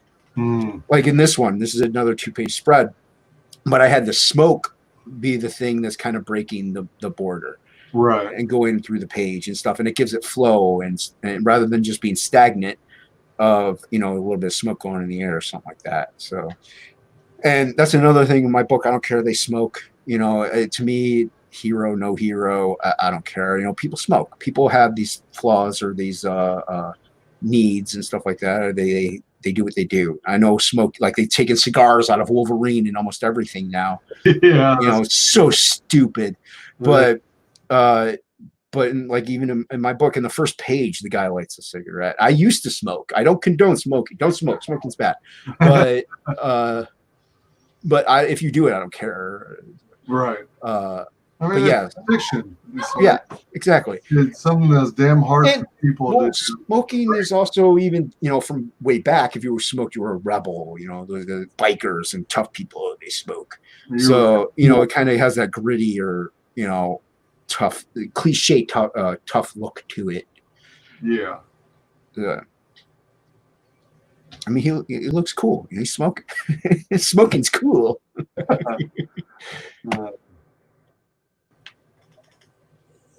And that is actually one of 4 or 5 original pages. That's the 3rd page, I believe, in the first book. So then that's the girl. She's kind of in disguise in a way, but she's cloaked up, and she's in the tower, the Unhinged tower, I should say, because they have many throughout the world. So you could read the page, you know, whoever goes to it. So it's not a secret that she steals something from it. So that's why she's trying to run away from the courtier, the troops that are going to be coming after her.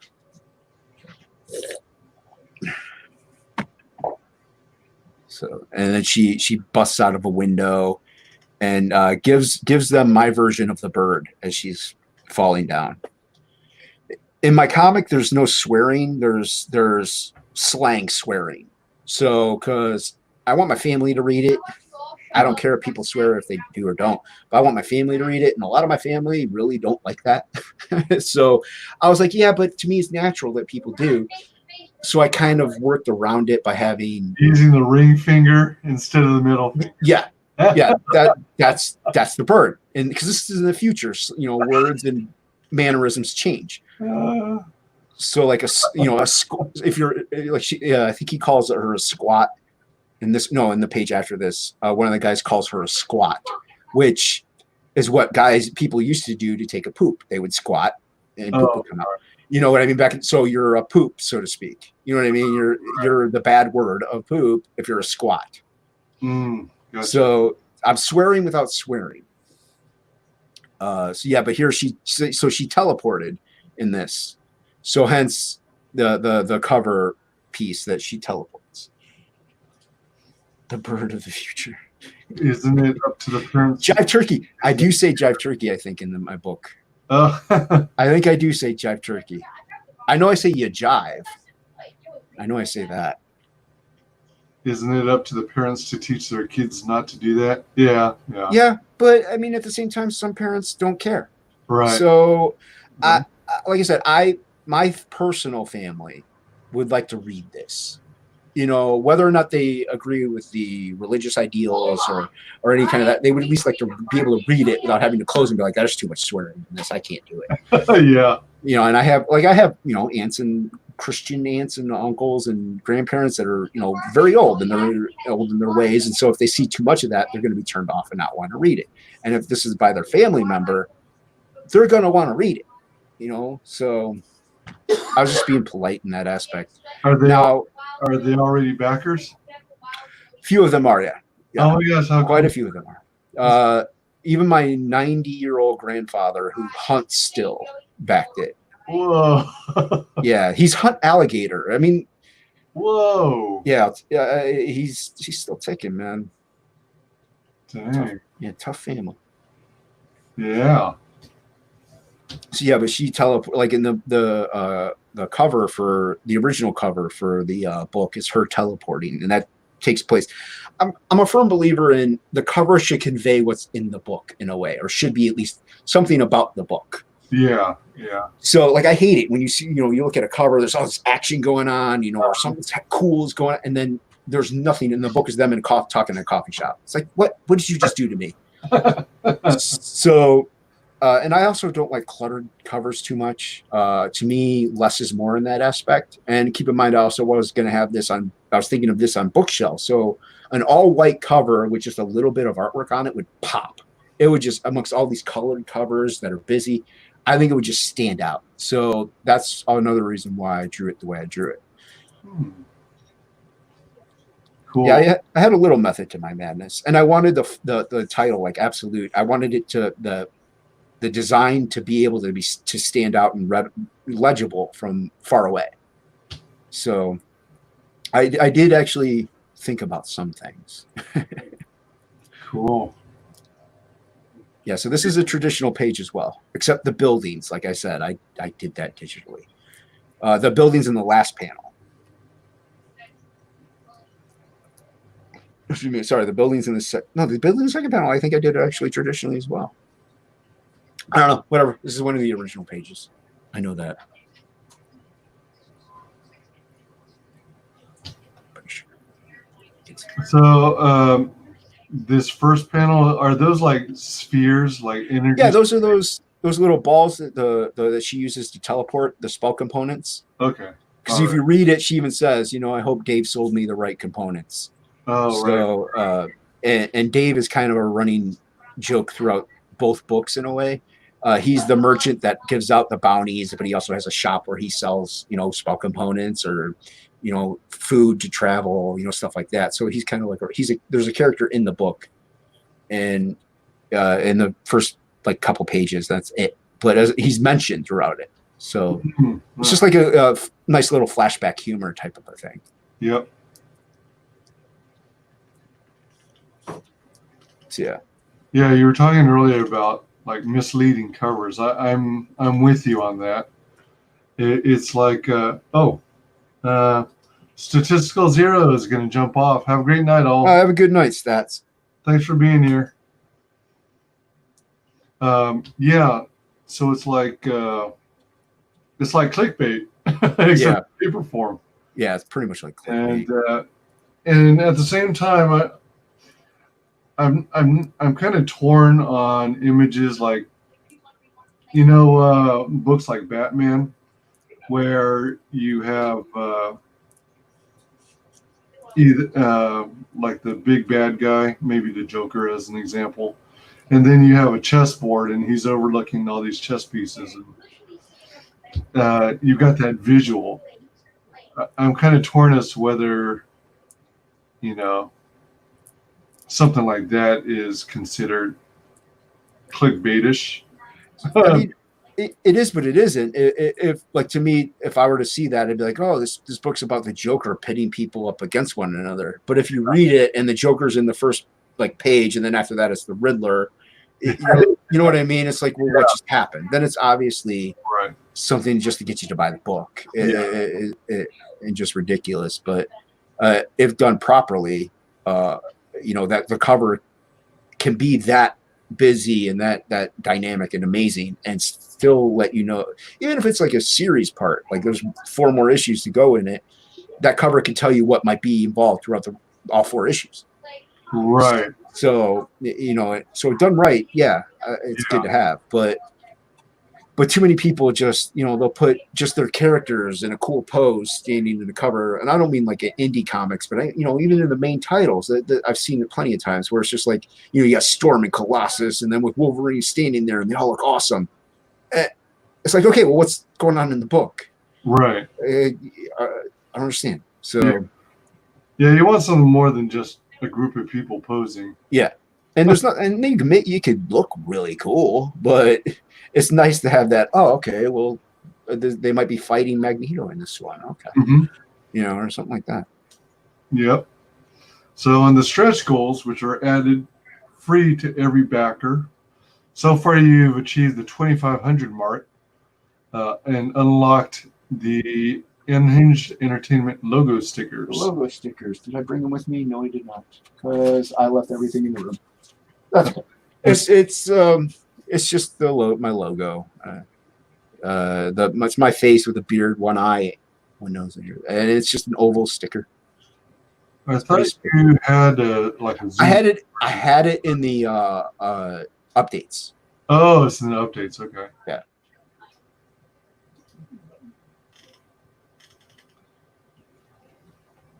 Oh, cool! You have a pretty recent update. Nice. Yeah, I try to update it once a week at least. Sometimes more. There it is. Here we are. Yeah, that's the sticker. If this doesn't get funded, everybody's still getting that. So yeah, that's why the $2,500 thing. I just want to, it's like my appreciation for getting me so far. So yeah, so everybody will get that sticker. That's obviously bigger than what it's going to be, but not much. It's actually a pretty big sticker. And it's going to be oval in shape? Yeah. All right. Yeah, it's oval. Now, is this just coincidence, or was it intentionally designed to look like the profile of a diamond? That's not. Yeah, that's not. That's accidental. All right. My head is an oval, and I'm blind in the one eye pretty much, so that's why it's like that. Gotcha. All right, so we definitely want to work towards our next goal, which is 5,000. Every backer will get a trading card by veteran comic artist and creator Black Flag Dan Friga. Yep. Friga boom. Friga boom.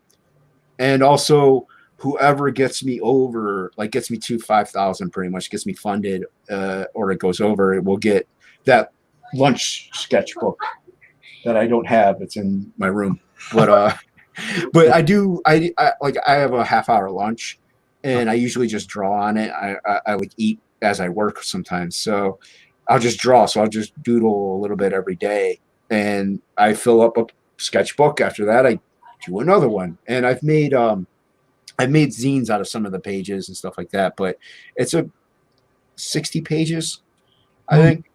Some sketches are front to back. Some are just one page, or not front to back, but some are 2 pages. Some are just the 1 page, but you'll get the original book. You won't get prints. You won't get nothing. You get sketchbook. That took me like a year almost to fill. So yeah. So whoever gets me over that $5,000 or gets me funded, whatever backer that is, gets it. And Shay's been eyeing it like a hawk, she says, because she wants it. Is that right? Yeah. Well, hey Shay, you've got competition here because I'm eyeing it too. So yep. Shay's eyeing it with one eye. I'm eyeing it with another eye. Now I do still have 3 zines left over from it. From like it's like a first quarter of it or first half of that book. I have 3 zines left over. So whoever's probably close in that range, I might give them one of the zines as like a runner up. Yeah, as like a runner up. Or the board game version. What? Sorry.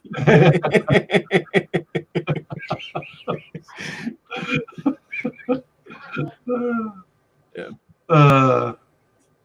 You didn't win the big prize, but we're sending you home with a board game. But that's also a good reason to back the book, because in my updates, it updates as to I'll be updating where I'm at. So if you back the book at just a $15 tier, and you see, hey, I'm like $500 or I'm $15 away from my goal, and you're like, oh, you jump in, you back another $15 tier, you get a sketchbook that has a lot of drawings in it. A lot of drawings. Yeah, those sketchbooks, man. That's why I'm trying to get back into sketching so that I can rebuild a collection. Yeah, and I wish I have 2 of them, because one of them is black and white, One of them is black and white, and the other one is the next one, which I got colored microns, and I started using the colored microns in the next one. So I have 2 of them, but I don't know where the black and white one is. Oh well, because I could always give that one away in the next campaign or something. Yeah. So I'm not doing anything with them. Like I said, I don't even know where it is. So I know where the colored one is, but I don't know where they are. So they're obviously not doing me any good. They're just sitting around. But yeah. Yeah, so let's definitely hit the 5,000 mark. Just out of curiosity, let's check out the other ones. 6K is more stickers. More stickers. I have. There'll probably be like Unhinged Entertainment stickers, or maybe even character stickers. I haven't decided yet. Okay. 7,500 Unhinged Entertainment patch. Shay, everybody she talks to. Everybody should. You need patches. Like, fine, I'll add it in. So she's like, yeah, just do your logo. She looks like, I like that. So Shay wants, Shay gets. So it's up there. Cool. Yeah, I mean, I like patches. You know, I'm not the. I don't know. Yeah, see, I'm not that big on patches. There's a band, a late band label that has a lot of bands on it that I like. I have like all their patches. I mainly just put them on winter hats because we live in Ohio and it's cold 8 months out of the year. So I mainly just put them on beanies. You know, I get them sewn onto beanies, but I can only have so many. You know, it's like it's nice to have like 3 or 4 beanies. After that, it's just overkill. Yeah. So yeah, patches, whatever. You know, Shade, Death Metal Luke really loves patches. So, or Death Metal Hero. I know him as Luke, but Death Metal Hero loves patches. Like, yeah, okay, 2 patches. I'll print up 2 patches. I wouldn't say I love them, but I wouldn't mind them.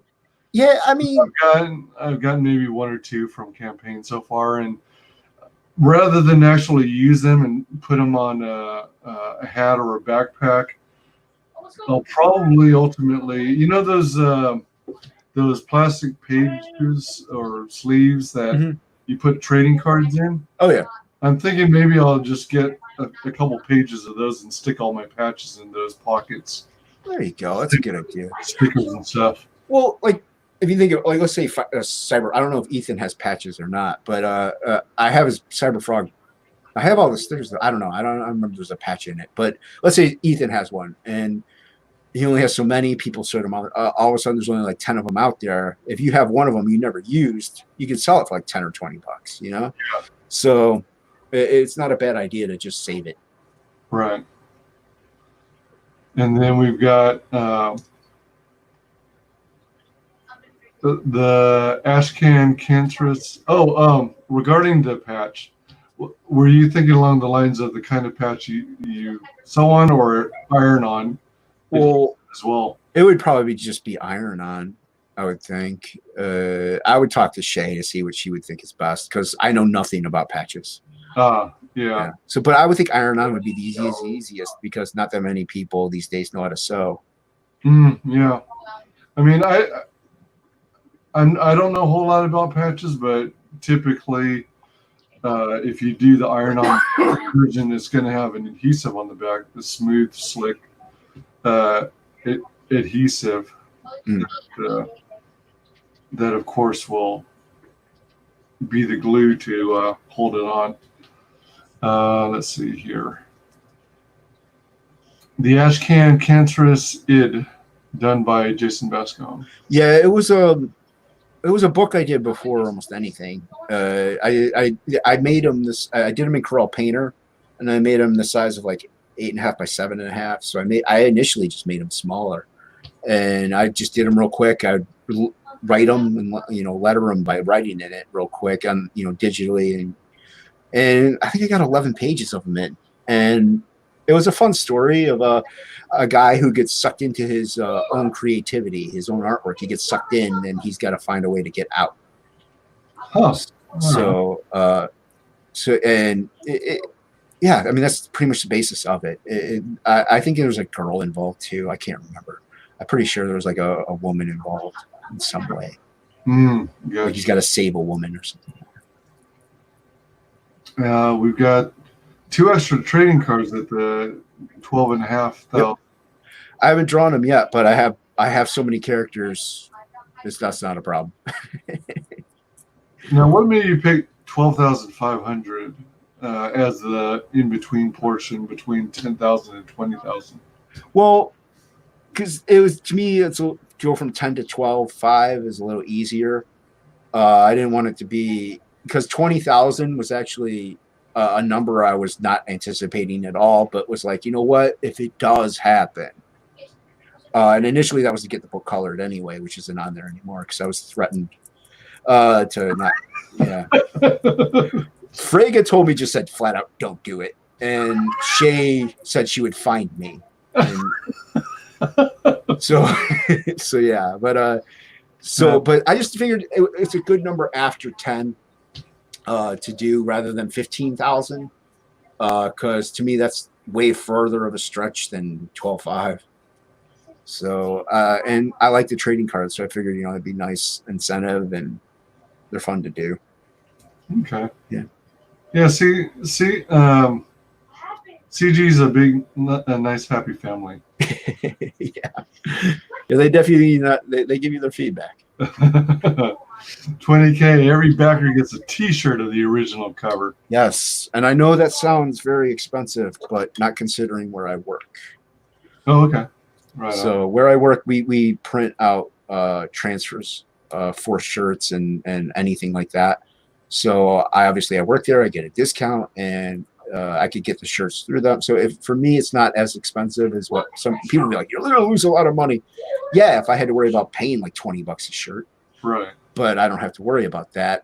That's why it's 20K though, because I still have to buy everything and ship it. Shipping is going to be what is going to be the cost. True. Yeah. So that's why that's at a higher tier. Plus, I had to think of something to put there that's not colored in the book. Right. And to me, I don't know, free T-shirt's pretty good. Yeah.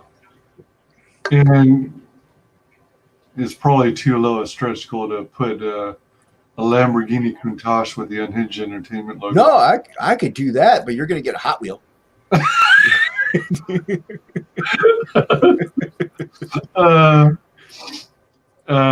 Right on it in marker.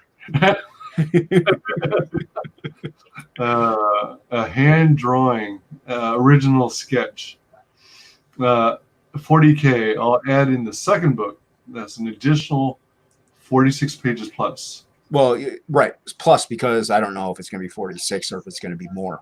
But I would, you know, there's not another campaign to back. You don't have to worry about anything more shipping. I'll finish it and you get the whole thing. You don't have to wait months on end. Even if you hit this goal of 40K and you make the second book, you, as I understand, you still have many more stories in this world to tell, right? Well, right, and also my brother's going to be writing something that I'll be doing. It's got demons and angels and stuff like that, so it'll be interesting. But I have Cancerous Id, and that's why the Ash King is going to be in this Cancerous Id, which probably will still be an absolute title, just like, you know how you have Sin City, A Dame to Kill For, and all this stuff. It'll be absolute Cancerous Id. So that would be in there because that's a story I still have. But you get the Ash Can with this. So if we get that stretch goal, so you get a preview of a book that's going to come out later. At least the concept of it, anyway. Right. So yeah, so I got plenty of stories. I ain't gonna run out. Cool. And that's the original cover. You see how she's like kind of just dissipating, like she's coming apart, so she's teleporting there. But I thought that was like, I was like, this would actually stand out pretty well on a comic shop stand, newsstand, you know, layout, stuff like that. So yeah, it makes me curious as to how that all works. You know what it reminds me of? You know, like if you take a balled up piece of newspaper and you light it on fire, and the fire, you know, discolors the paper, and the paper turns to ash, and the ashes start to flake off. Right. And yeah, and that would be probably like a good scenario, but faster. You know what I mean? Because it'd be almost instantaneous. So if you slowed it down at a microscopic or at a whatever level, Right. It would look like this or that. Nice. And then that's the variant cover, which does because like I said, it was going to be 2 books. It was actually going to be 4 issues or whatever. So this was actually going to be the cover to the 2nd issue. So this does play a part in the book. So even though it's a variant cover, actually, and I didn't have anything else to do with it, I mean, I could have had it be a divider, but I'm like, I'd rather just put chapter 2 or something in there. And I just made this a variant.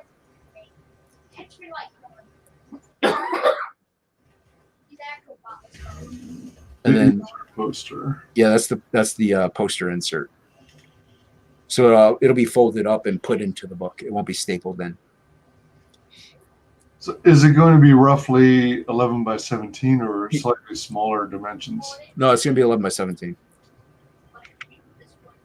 That's the size I drew it at in Photoshop. I drew it in 11 by 17. I can actually maybe pull that up real quick and zoom in on some of the details. Jason closed Photoshop. That's a cool piece. Thank you. This was going among the few things that are colored. Yeah, the poster and the trading cards are colored. I did that just to give people an idea of what it could look like. Now, oh no, why is that over there? That was back when you were considering the stretch goal of making the whole book colored, right? Yes, but no. It's more or less because the colored pieces aren't as like heavy in the shadows or the detail stuff. So that's why I also wanted them in colors, just that it's kind of showing a different style or a different way. But but yes, at the same time, because I initially thought, what if people, because I know a lot of people don't like black and white. So what if I previewed this on Frega's channel and everybody in the chat was like, you got to color this, you got to color this. So I was kind of already in my mindset that it's going to get colored, but I wanted it in black and white. But the colored poster came after everything. So I knew it was going to be black and white. I just did a colored poster because people like colored things hanging on their wall. Right. Yeah, I can see that. Let me see if I can find it. Professionalism. GT. Let's see here. Cards. Do your family members who've already backed the book come at you with questions like, what's the latest update regarding it? How far along are you? Their questions involve, how do I back it? Okay. So, they don't really understand how to back it on Indiegogo and all that stuff, or what to do there. They do generally ask, how far or how I'm doing, in the campaign. They don't fully pay attention to the updates, I guess, and all that stuff that I post that get mailed out. Right. But yeah, so their main questions are like, how do I back it on Indiegogo? And which is fine, they're old, they don't know better. Them old people in their old ways. I'm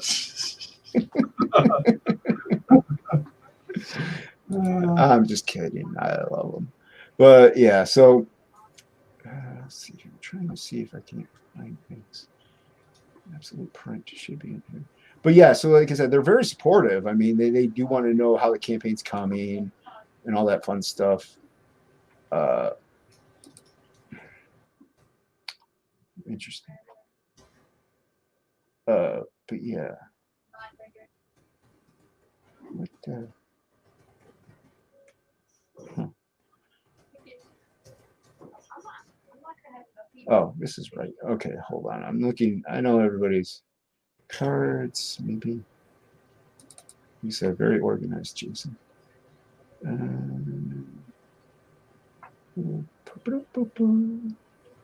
I sing things because I don't know what I'm doing. Oh wait, Eric is here. Yeah, well, I'll find it eventually, but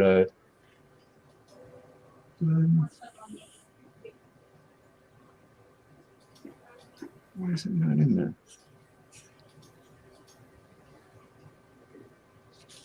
Huh. I will find it. I'll find it eventually. But yeah, so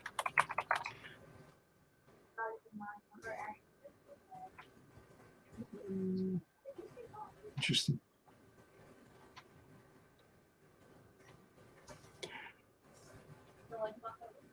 So yeah, it's I can't remember how many of them. Like I said, I know I have a couple more backers coming in based on family and stuff. So I don't know what tier they're gonna do, but like I said, I'm pretty sure. I'm fairly certain I should get funded.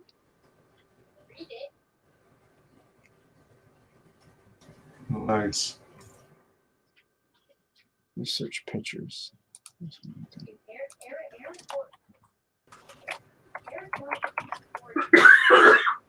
There we go. Okay. There we go. Well, this doesn't have the circle in it, but I have a black circle in it that isn't in this Photoshop version for some strange reason. Should I share it? Yeah, you can share it. All right. So, like, this is just a close-up of the kind of detail I have in just his face alone for the samurai priest. Mm-hmm. So, you know, and if you you can see all the layers that I have here. You got in your highlights there. So, and this is what, yeah, that's the line art. There's the shadows. Those are the dark stairs, though. If you take these off, there's the flats. So, I mean, it takes me a while to because I zoom in this tight, sometimes tighter, just to lasso around and, grab certain things and to highlight them. So, Wow. So yeah, so Meticulous work. yeah, I mean, I take a lot of time and where's her other? I put in all the lines on her sleeve, cup thing, and that thumb hole thing, it came from a girl I knew. So she's like I said, I draw on some things from life and put them into the book. So a girl I knew like 20 years ago, she used to do stuff like that all the time. So a little homage there, but I got all of the these are never, these little things right there. You probably won't even see those, but I put them in. So even this is the line to her stomach muscles. I mean, but the things. It's big enough that you might see it, but at the same time. So, and there's, like I say, I have all these little lines here. Those probably won't go to show, but I just do out of habit. So, but I just thought it'd be cool to see a closer version of. Yeah, that's the kind of stuff I look at. I dig details. Yeah. So.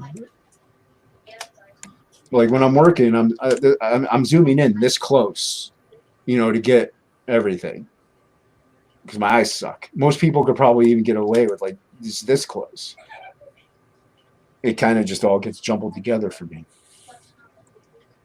But and this belt thing does play a part. He gets it. It plays a part in the comic, and she's really good with knives. And plus, she's super fast and she's got some strength, and that's some of the stuff that's happened to her from being, all the not only ENVI testing, but nuclear fallout and everything like that, because it was an all-out war with those aliens and humans. And it kind of forms a pyramid. His legs go behind her, and the pyramid shape is an ideal shape whenever you're working in art. It draws the flow of the eye. So yeah, that's the pose. There is actually a black circle behind him to not make it look so empty. I don't know where it went. It's not in this. It's just not in this photo. I can show you what it looks like in black and white. No. Yeah, that's what. That's there we are.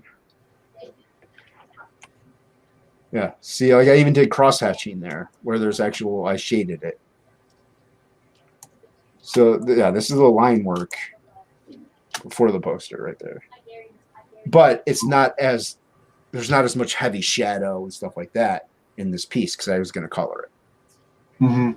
But I'm still an idiot, and I still do cross hatching that gets totally disappeared by coloring. Yeah. Well, I assume there's some ways of coloring that would accentuate all the fine detail, but I wouldn't know. Well, there are, but at the same time, there aren't. Because if all that is in a shadowed area, all this, you're not gonna. It's gonna almost disappear. So, and there's some like look at Kyle Ritter on Ethan Van Sciver. EVS is super highly detailed, and Kyle Ritter can just enhance it with his colors because a great colorist over. I'm not saying I'm Ethan Van Sciver, but a great colorist over a great artist. It's deadly. You got like the magic with Scott Williams and Jim Lee, where they just enhance each other, so to speak. So it's a look at that. Nice. Thank you.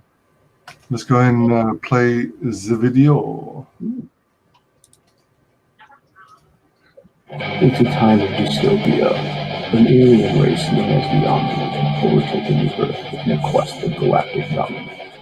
Led by General Mara, the Corteo army spread bloodshed throughout the land. People must fight to stay alive. As the army rule, the dictatorial faction, taking no prisoners. A lone bounty hunter is accidentally thrust into a war he couldn't ask for. Befriending a tumulty rebel as he seeks the ultimate prize. And the samurai priest leads them in their path. Will they succeed or will they fail?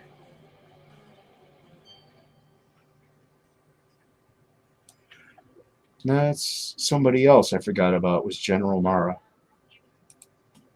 She is she's the general of the Anvi's armies. So I'm gonna once I dig one out here, let me show a picture of her because you see her briefly in the video, but she does play a big part in the first book, the first half of the first book. So she's under trading cards because I did an exclusive trading card for a Facebook group. Oh, what did I just do? Oh, jeez, I'm an idiot. Because they don't necessarily collect comic books and stuff like that. But I figured, hey, if I toss in though something related, the group is based on those Razor to Wrist RTW bands. They have a thing called the Mushroom Cult, and it's just like fans of the label. There's nothing. I mean, it deals with some drugs, but you know what I mean. But anyway,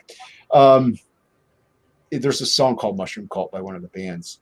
But so my eyes are so bad. There they are, cards. So I was like, I'll do an exclusive trading card for the group, only exclusive to this group. If I'm allowed to post it, the campaign to the group and people back it, they'll get the card. I got permission. So they were like, yeah, go for it. So you can go ahead and share this. This is the trading card with General Mara as in it. Do I have to hit the button? Nope. Not yet. I don't see it. Oh, that's why. I hit the end of the thing. All right. Should be there now. Coming up. Yes, no. Oops. I hear it. There it is. Oh, So damn. that's the mushroom cult trading card. Oh, yeah. So, like, you know, there's the mushroom shape with skulls and, you know, bleeding everywhere. Oh, But gosh. that's that's General Mara. The horns are actually her hair. She uses her magic energy and she just conforms it to, you know, make herself look more menacing. So yeah, so that's her. She's actually super short, but very evil, very conniving, and she does what the Envy want at all costs. So, and people are like, well, if the Envy are all powerful, why don't they just go out and do it themselves? Why doesn't any supervillain go out and do everything themselves? You know, they have other things to do. So yeah, so that, you know, I have little mushrooms here, colored mushrooms, but so yeah, so that's her.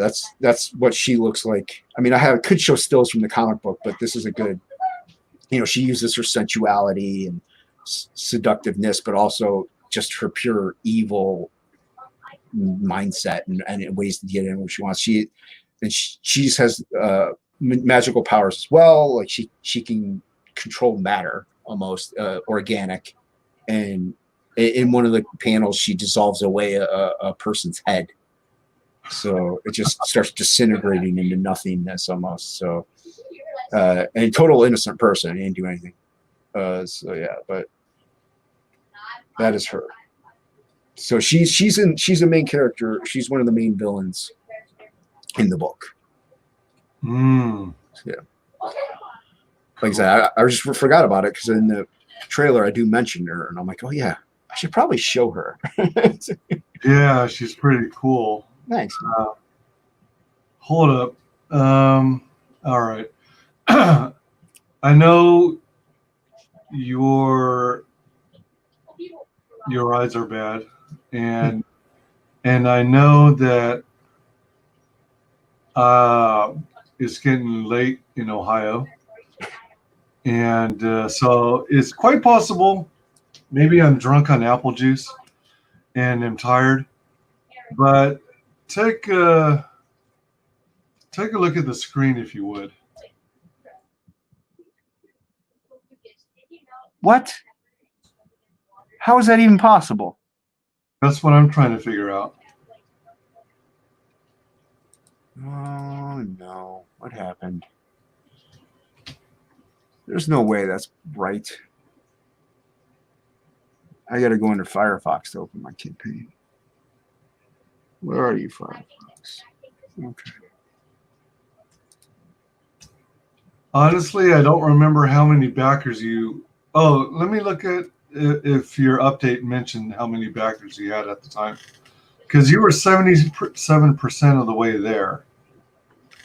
And you still had, I thought, somewhere around 2,500 to go, right? I mean, I had 1,100 pretty much to go. 1,100? Yeah. I see. Now this happened before with that mushroom cult camp tier. I had accidentally made the shipping because where I work, I use decimal points, and Indiegogo does not use decimal points. But I got so used to putting decimal points in that. Yeah, but I hid that. I made sure that I got that guy reimbursed. Okay, what's going on here? Campaigns on.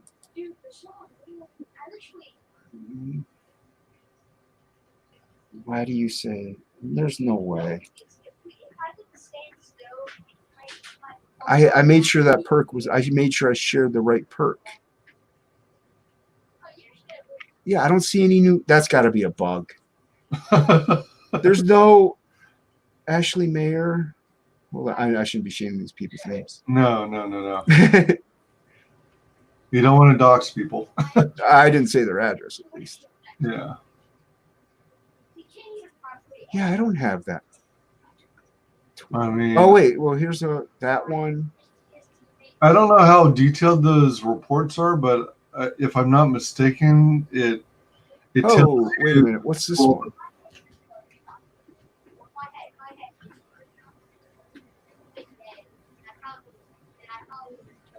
Who are you? That's got to be a mistake. I got to wait on that. It was a donation?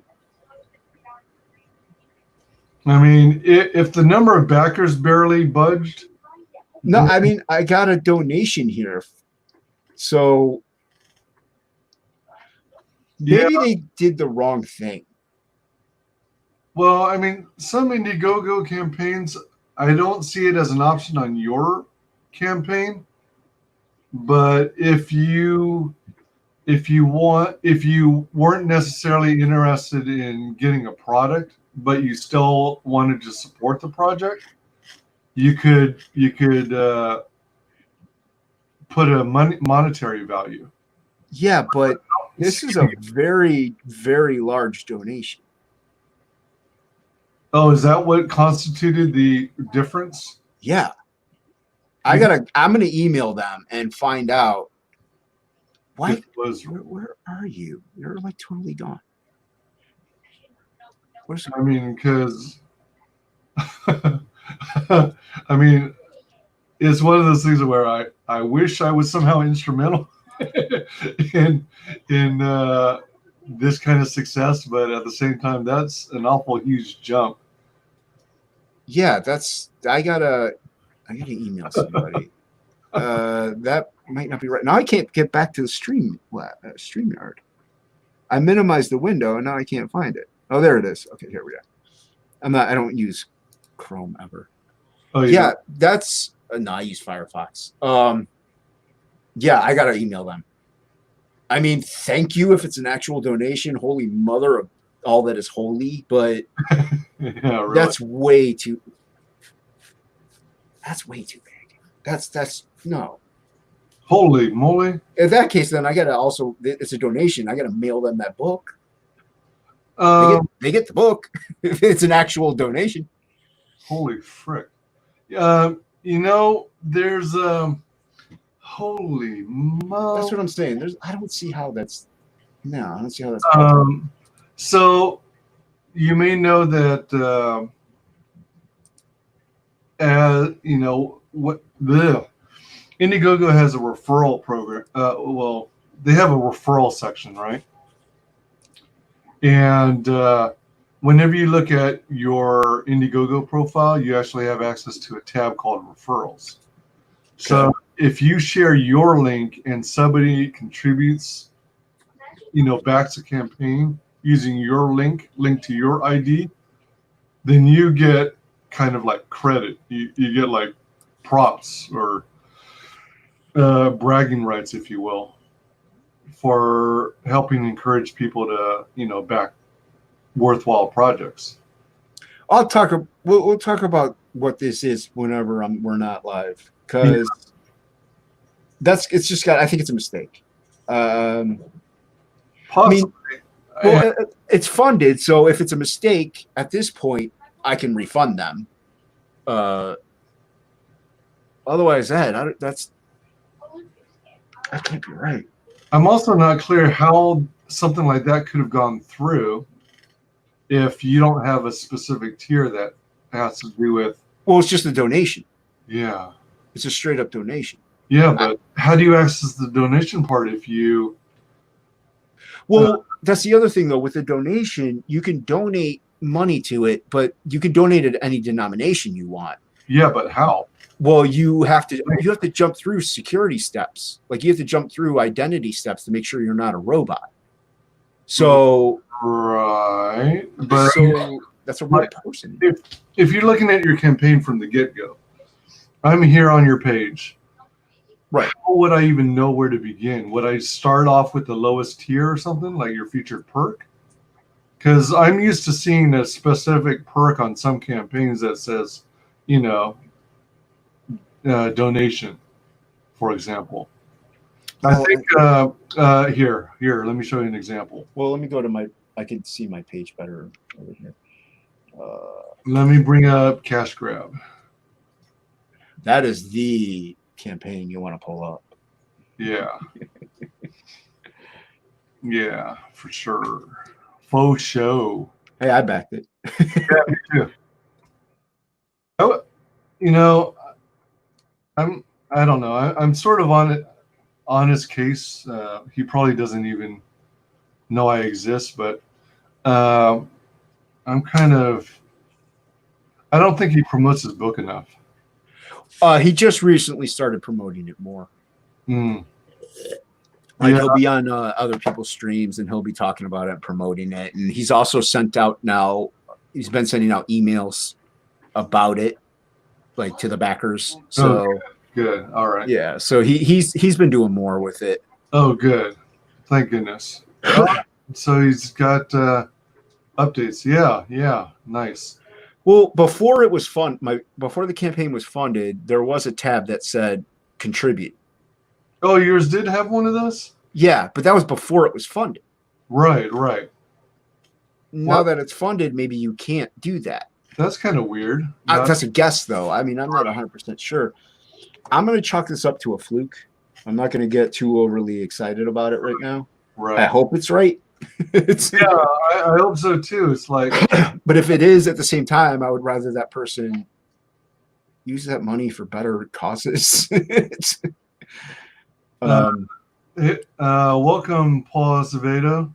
Paul, what's going on, Mr. Azevedo? I think it's at the end of all the perks. Donations is at the end. Well, I know that there's well, hold on. Let me look at this cash grab one because I donated more than once to cash grab, and he used to have at the very top before. Right, there used to be a contributions next to the back it thing, but I mean, like Paul said, it's probably at the bottom. Because he says donations is at the end of all the perks. It's at the end. All right. I haven't been seeing it at the end of campaigns. Usually it's like in this case, any perks or tiers that have sold out. Let me see here. Let me look back at yours now. Yeah, see, I only see get this perk when I click on a perk. Well, like I said, I'm gonna email them. Yeah. And I'm gonna find out what happened because who knows, they might have wanted to back or donate to something else and that's accidentally hit mine. My goodness. I mean, if it was 10% of that, then I would maybe be a little more believable, but right. This is kind of whoa. Yeah, that's a bit excessive. Like serious stuff. That's like 2 months of my job. So it's like, oh boy.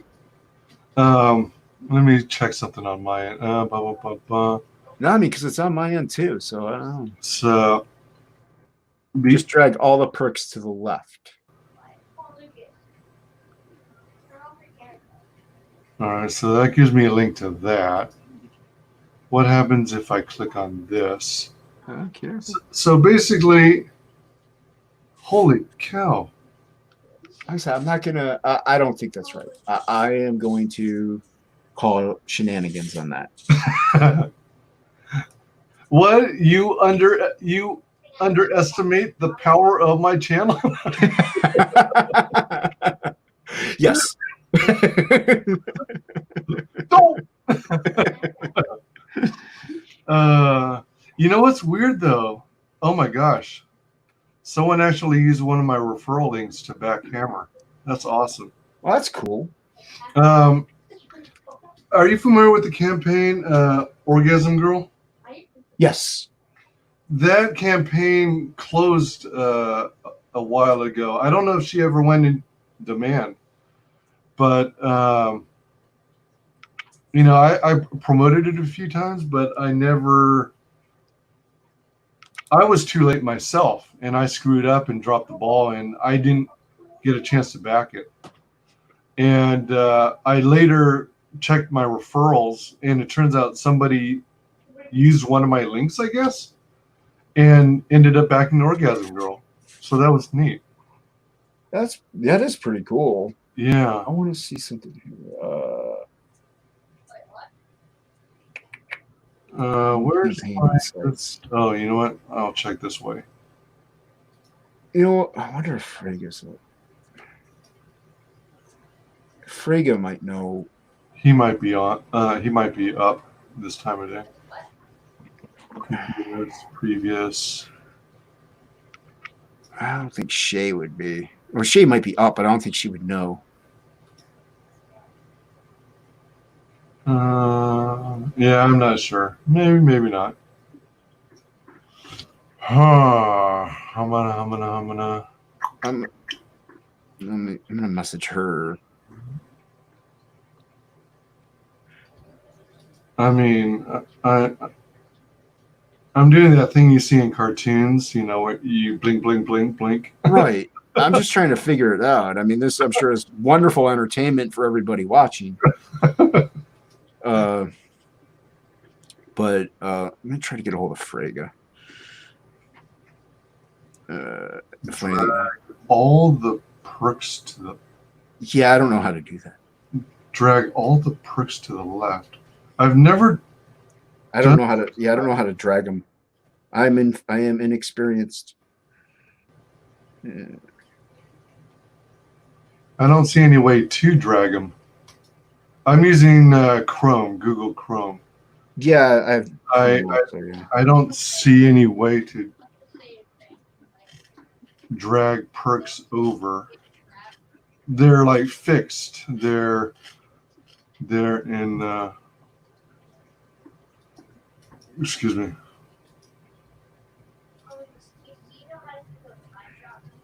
I'm messaging Dan right now. Okay, right on. Let's see. Other ways you can help. Check the project FAQ.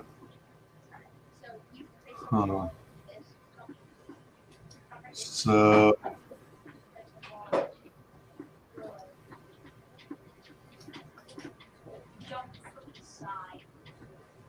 previous 7, previous 30.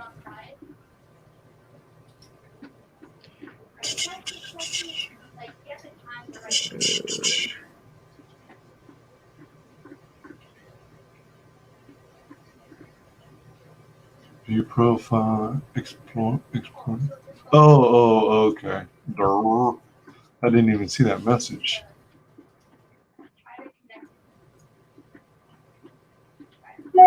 Little bit handy.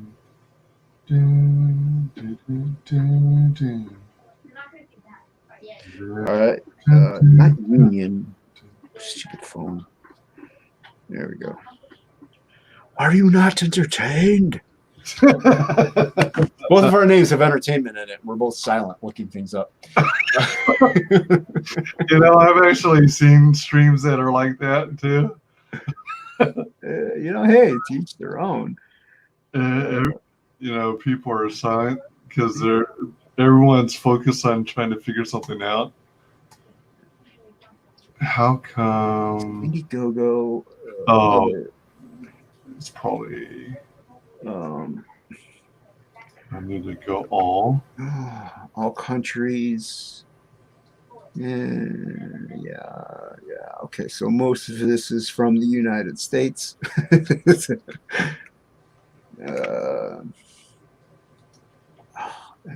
just, you know, I really don't want somebody being like, crap, I'm out money. Yeah, I know. How am I going to pay rent? Yeah, exactly. You know, I don't want somebody maybe they meant to pay rent. They clicked the wrong thing. Oh, yeah. All of a sudden, Jason just got a lot of money because you wanted to pay rent.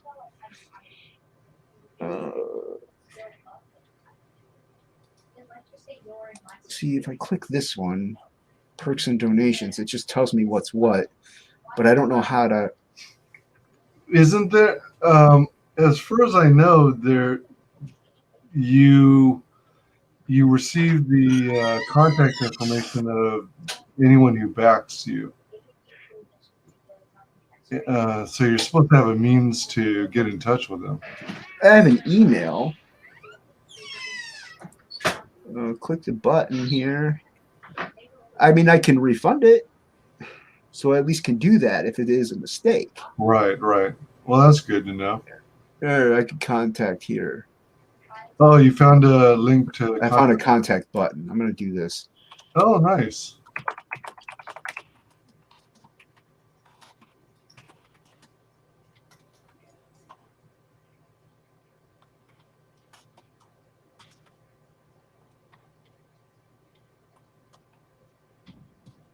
How come? I guess. Where else? I wonder, you know what? I wonder if they meant to donate like a fraction of that and didn't know a decimal wouldn't work. Right. That's what I'm thinking. That could very well be too. That's what I'm thinking. Please check your email. I'm trying to see if there's any additional information that would print off for me. All right. Oh, I meant to do this. Hold up. Beep. Okay, so I was at least able to email. Okay.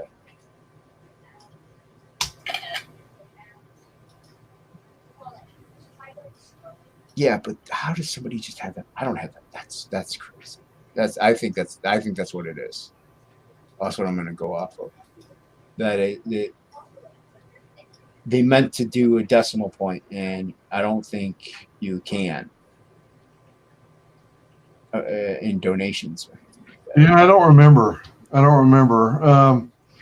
I think I did really small amount when I contributed to Cecil's, and right. But I don't remember if I tried to do a decimal or what.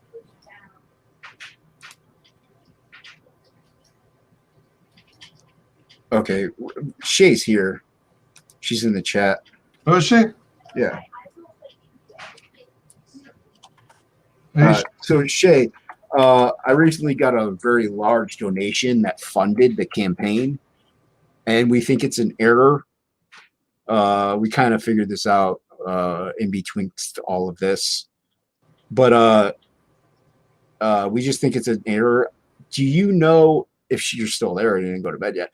Can you put in decimal points in donations?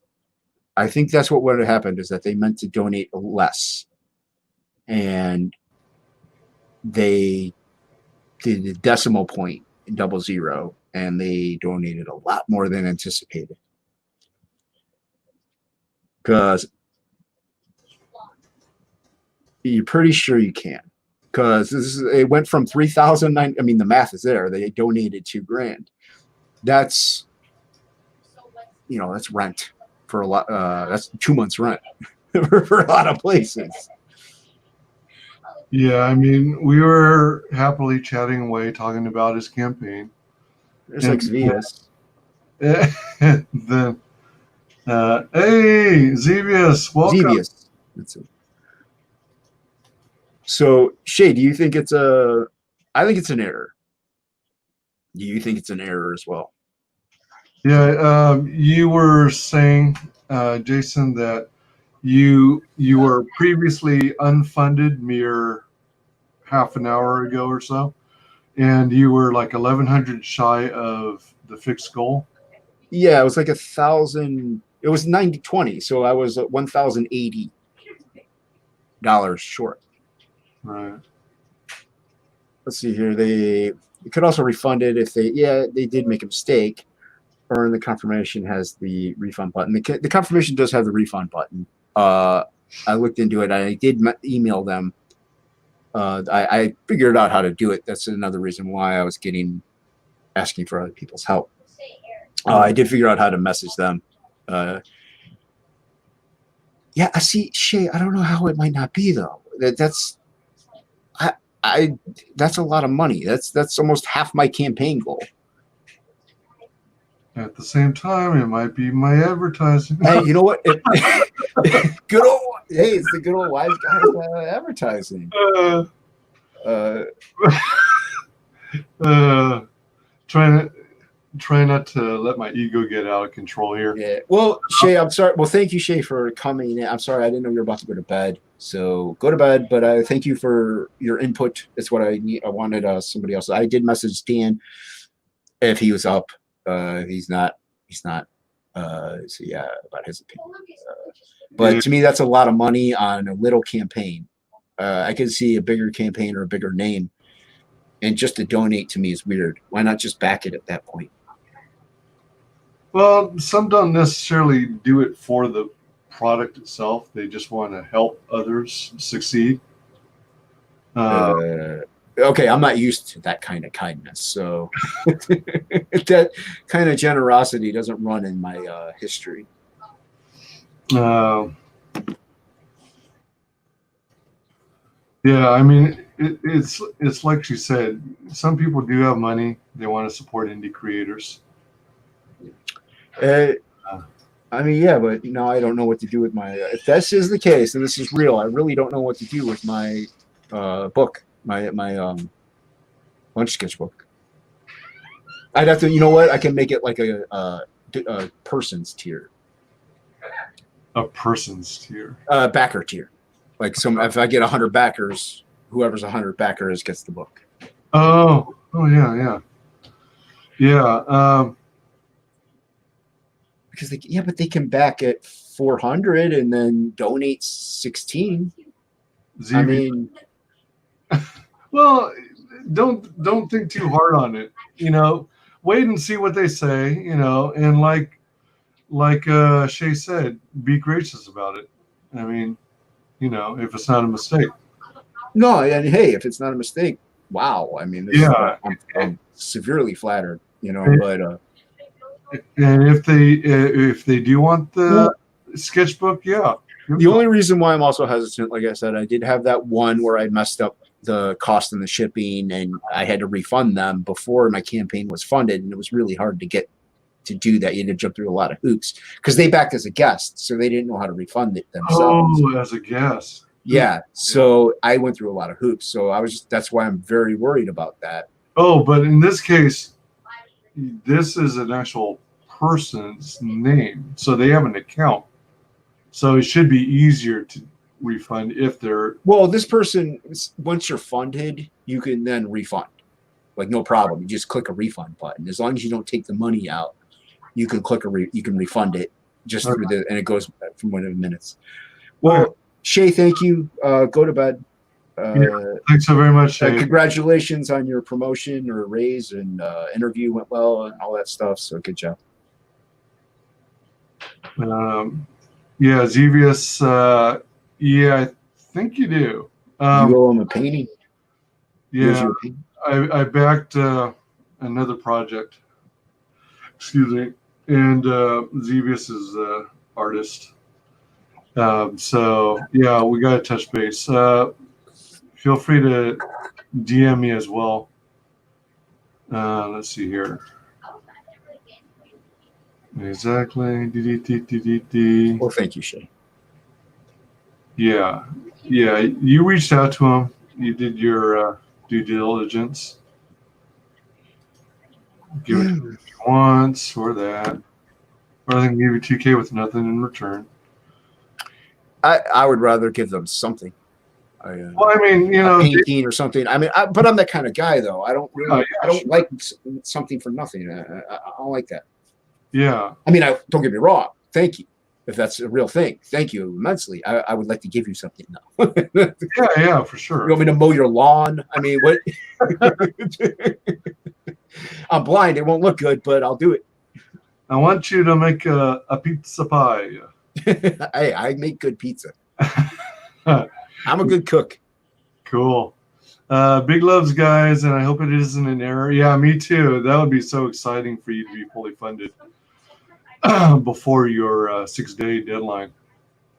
And I hope it isn't an error as well. Yeah, you deserve it. Well, hun. Oh, thank you. Thank you. Night, Wise and Paul, you guys, and night to the superstar Jason. Yeah. Paul Azevedo, I'm sorry I couldn't help. Don't worry about it, man. You are. Oh, you know what? You tried to. You gave your input and advice on what to do. You know, you did help. Yeah, you are helping in other ways. Yeah, your help by watching. Yeah, you're being supportive of creators. You existing helps. Yep. You help. Damn straight. You matter. Yep. Everyone matters. In other words, you're breathtaking. But it's yeah. Even if you can't financially back a campaign, it doesn't mean you can't help promote it. Share it with your friends and family on social media. That's basically what I do. Yeah, I do the same. Or even if it's a campaign, I mean, I'm very particular. I like music in a specific way, or specific styles, specific singers, musically. I'm the same way with my art and comics. I like specific things, but if I'm not interested in maybe backing that one, somebody else might be. Sure. So I can still share it out and, be like, check this out.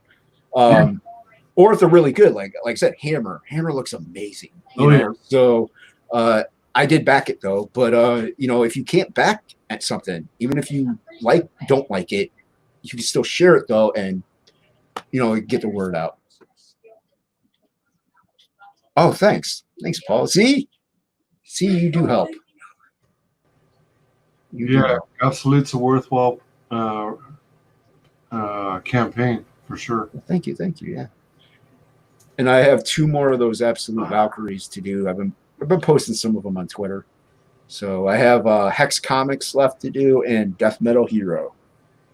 So are you adding a custom spin to each of the Red Valkyries that you're giving to the backers? Like Death Metal Hero, is it going to have like a death metal music theme to her costume?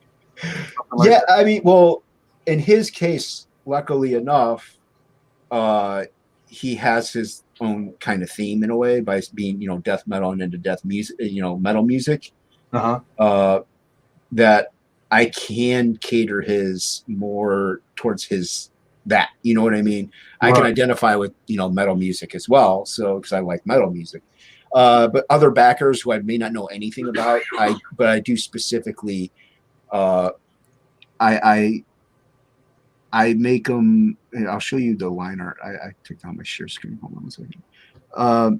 I embellish them, so I give them my own unique spin on it, on each one. So I'm going to click this guy here, share.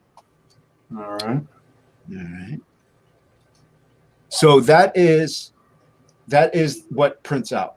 Her hair is always red. Now it might be a different shade of red, but it's always red and no line art. I'll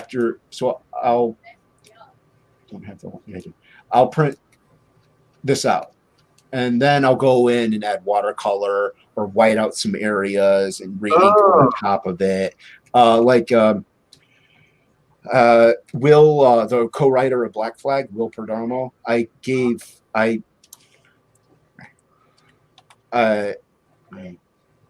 actually just do this. This is easier. What I did was there we go. Oh, I'm in the lasso tool. See, that's what happens. Veda loves metal music. Oh, there you go. I'm very picky about my metal, but I do like metal myself. I like all sorts of music. What I did with this is what I did with Will's. But what I like all kinds of music, but metal is kind of the predominant genre that I listen to. I like jazz, or not jazz. I like blues and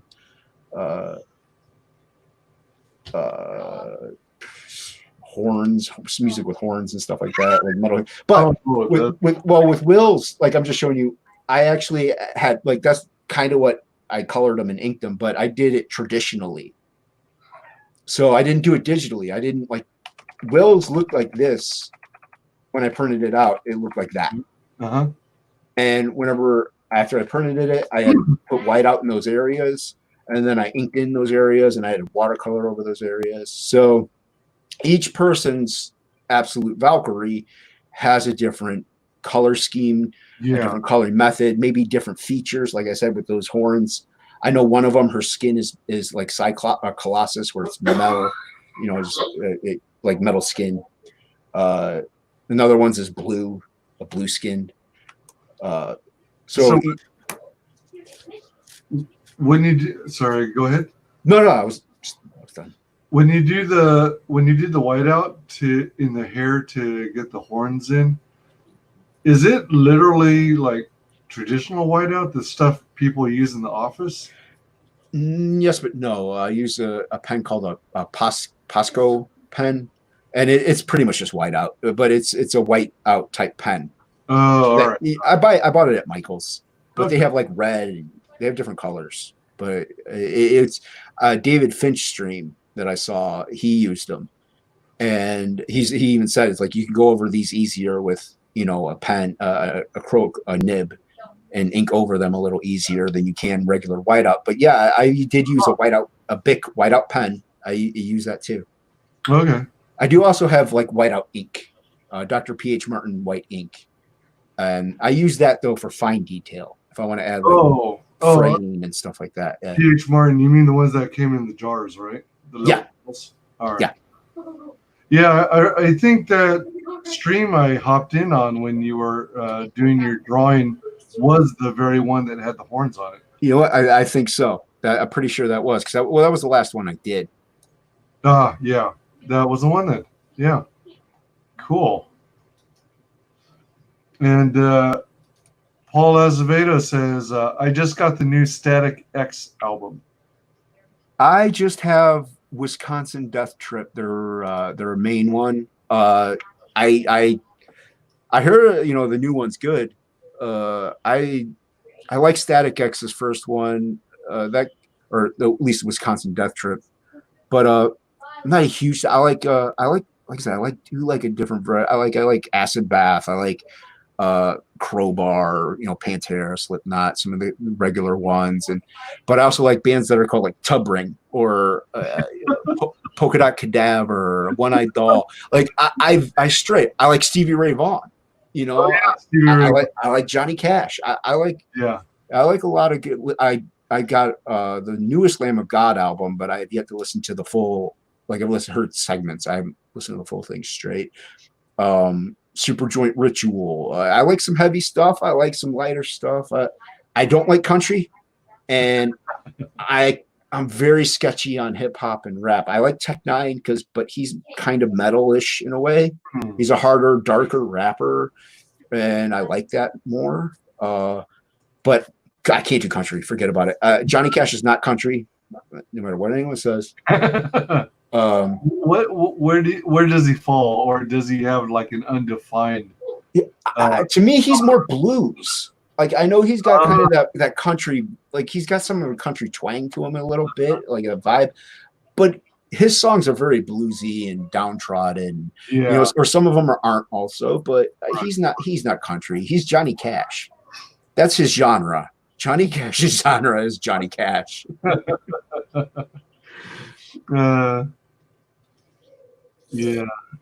So, but I to me, like I said, I like my music, like I like my comics or I like my art. I do like one main set, like I like metal mostly. Like if you go through my playlist, it is mostly metal, but you do find other things. Like there's a band called Mr. Bungle, and they're really weird and out there and wacky. And so I do like comic books like that too, though. That are just like fun to read and just interesting.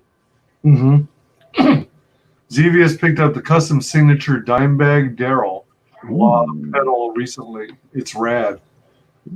Yeah, if I wasn't a visual artist, I would be a musician. I love music. Have you ever been in a band? I played in band class and marching band. In marching band, I played the bass drum, and in band, I played the percussions, mainly like the timpani or the xylophones or something like that. I'm not super musically inclined, but I do love music. So I got a feeling though, like if I couldn't do what I do, I would probably have ventured towards the music side because I do love it. I met Pantera at a signing Yeah, I do believe it was after Tranquil came out and before Reinventing. And I had gotten an empty bottle of mezcal signed that I had drank myself because they like tequila. So I was like, I'm going to keep it forever. And I don't know why. I don't know what the person who bought me the bottle meant a lot to me. So I was like, and they like Pantera also. So I just thought it was kind of a cool thing, to get signed. My other friend that was with me got I think Far Beyond Driven signed. But yeah, I met Phil and everything. He was, you could tell he was not well, so to speak. But yeah, and all very cool. Like just in the signing, Vinny was kind of talking to somebody he was with, some lady. So I didn't really talk to him much, but Rex and Dime and Phil were all pretty cool. So, yeah. All right. Yeah, big Pantera fan. All righty. As it's still there. They didn't take the money back yet. Oh, wait. It's time to refresh it. Oh, there you go. Negative 522,000. Huh? Still there. They might have gone to sleep. Oh, yeah, it's mine now. Withdrawing everything. I mean, I hope it's legit, and I'd be very excited. Yeah. Oh, me too, man. I know a few people outside of my family, actually, that like my family will be ecstatic, but I know Frege has been really pushing for this, and Shay I know would be really excited. So yeah, for sure. Yeah. Did you say you reached out to Frege and hadn't? I did, but you know what? He might not have gotten back to me. He might be asleep, or whatever it may be. It's all good. I'll talk to him eventually. Yep. So let's see. Let's watch the video. It's a time of dystopia. An alien race known as the Unhinged have overtaken the Earth in a quest of galactic dominance. Led by General Mara, the Courtier armies spread bloodshed throughout the land. People must fight to stay alive. As the Envy rule, the dictatorial faction, taking no prisoners. A lone bounty hunter is accidentally thrust into a war between masters. Becoming a multi-rebel as he seeks the ultimate prize. And the samurai priest leads them in their path. Will they succeed or will they fail?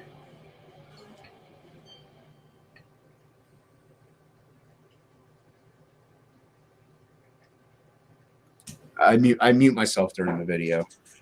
I always do because like I said, background noise. So yeah, I remember telling you off stream the last time is that Star Wars was a little bit of a inspiration for some of this. Like the troops, the Courtier, their white outfits are white and black, like kind of like stormtroopers, a little bit segmented scheme.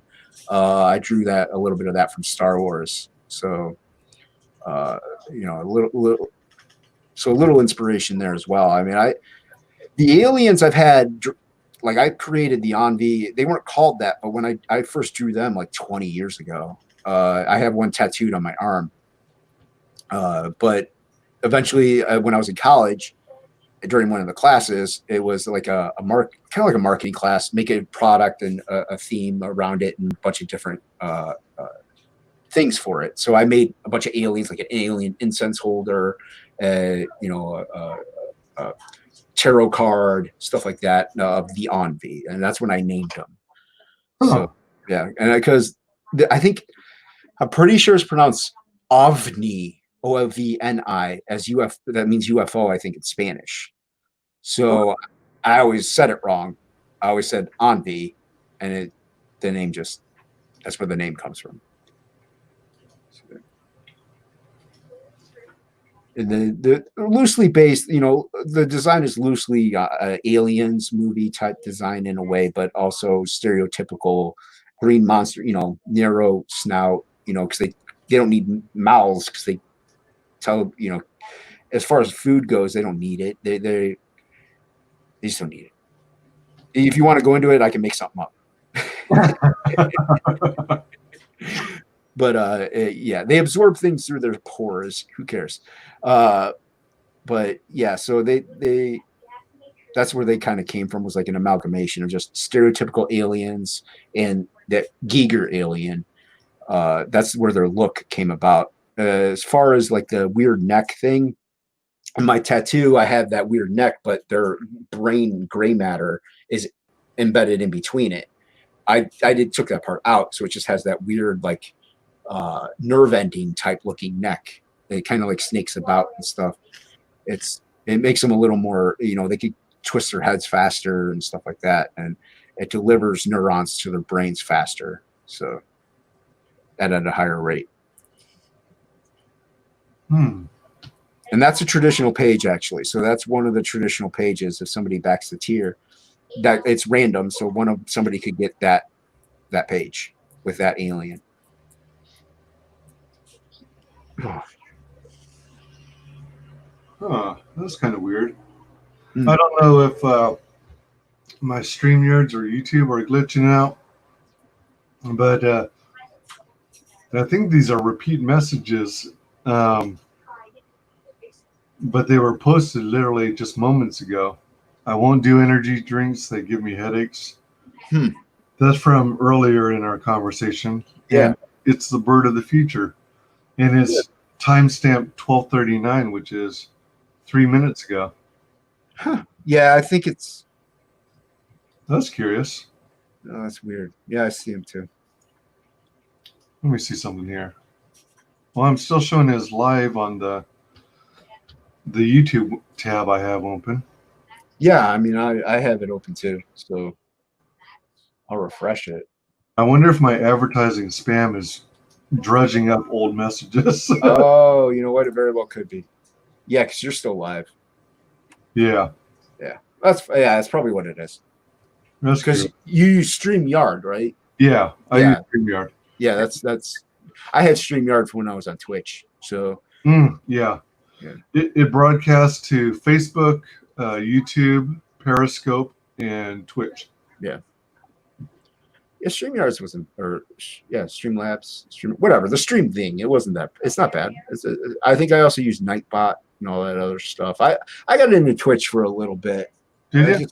Yeah, but unless you're like, a big name artist, like Jim Lee, you're not going to get anybody really watching you.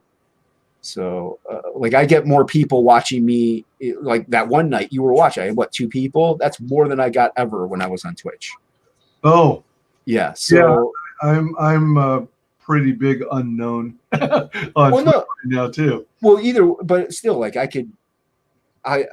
don't know. To me, it's easier to post this on Twitter, a link or something, like, hey, come watch me draw. I think more people are prone to come over to YouTube and watch someone draw than they are to go over to Twitch and watch them draw. Yeah, I would agree with that. Yeah. I mean, I do like YouTube's interface anyway when it comes to it. So right. And Twitch is often used for gaming. Yeah. Let's see here. So we got these awesome perks here. Yes, I do have. Absolute combo. You get that's. Sorry to interrupt. No, I was just gonna say that's the featured one because you get both covers at a discount price. You'll save $5 if you do that route. So yeah, if you were to just back the original cover and then back the variant, you would be spending more money than if you just. And plus, this also saves you on shipping too. So you save $15 technically. Yeah, that helps a lot. Yeah, so that's the feature. That's why that's the feature too. And they're not signed. Yeah, I know I say it all the time, but I'm gonna say it anyway.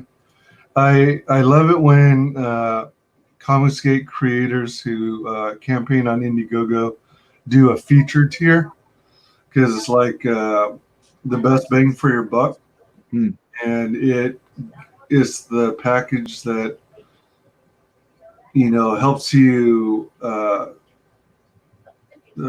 dive into the world the world of the book. Right. I mean, to me, I thought that was a good featured tier. Now, I probably could have tossed in a trading card. I don't know. I thought about it, but I was like, but anyway. Right. Yeah. Well, it's your first campaign, so yeah. So I mean, and it is a big learning curve. Like I shouldn't have done a fixed goal. I should have done flexible, and all that stuff. So I've been getting more tips also now that I've been doing the streams and other people have been telling me, well, this is good, but you could have done this route, or this is why some people do it this way. So I mainly just went off of looking at other people's campaigns, and then I set this one up. I didn't really, Yeah. Yep. And let's see here. Oh, I think I asked you this last time, but it's in funding stages for another 6 days. Is this the first 30 days of funding? Second.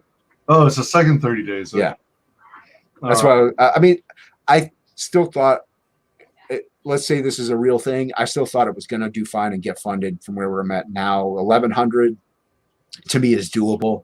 I think especially with all the streams I got coming up and stuff like that. And I know the last 24 to 48 hours, some people kind of do jump in and back it because it's about to end. So they do come in, and I think you also get featured in Indiegogo during your last day or so.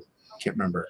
I'm not sure about that part, but once you're listed as fully funded, then you get extra promotion from Indiegogo, and you're highly more likely to be added to the featured section at the bottom of the pages when you're fully funded.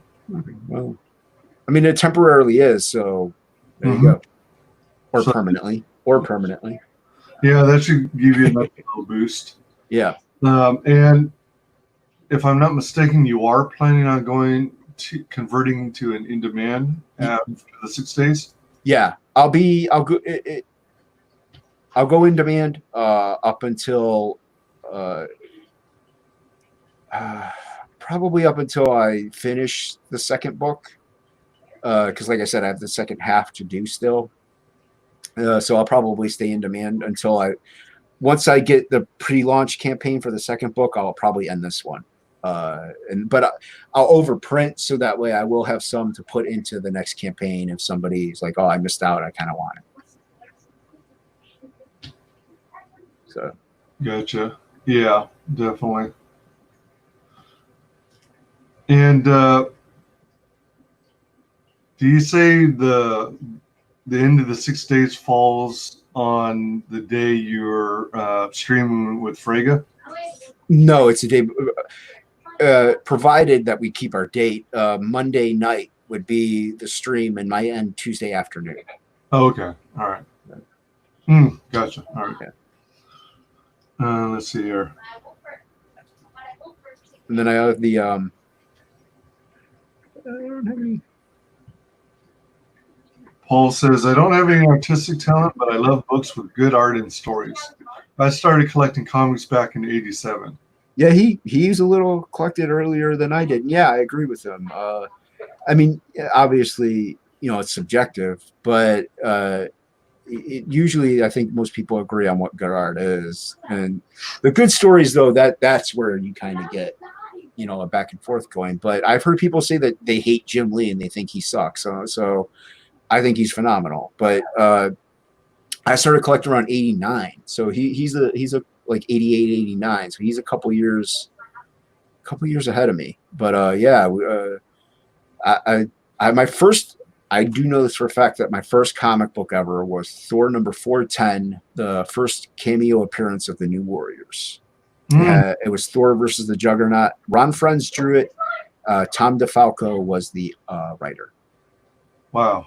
I don't remember those kinds of details. We got it at a grocery store is what I remember. So, my one brother had gotten a Jim Lee X-Men book. I think it was like one of the first ones Jim Lee did, you know, lucky son of a gun. Of course, he, you know, flipped through it so much as a kid that he destroyed it. And then my other brother got Spider-Man. So that's kind of set in motion what we were allowed to collect, because we're brothers. You're not allowed to have what I have. So my one brother, mainly Spider-Man, you know, Spider-Man related things.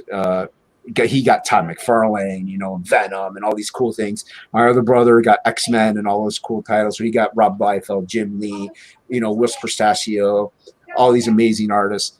I had Thor and New Warriors, and granted, Mark Bagley was on New Warriors. Ron Frenz is actually a really good artist.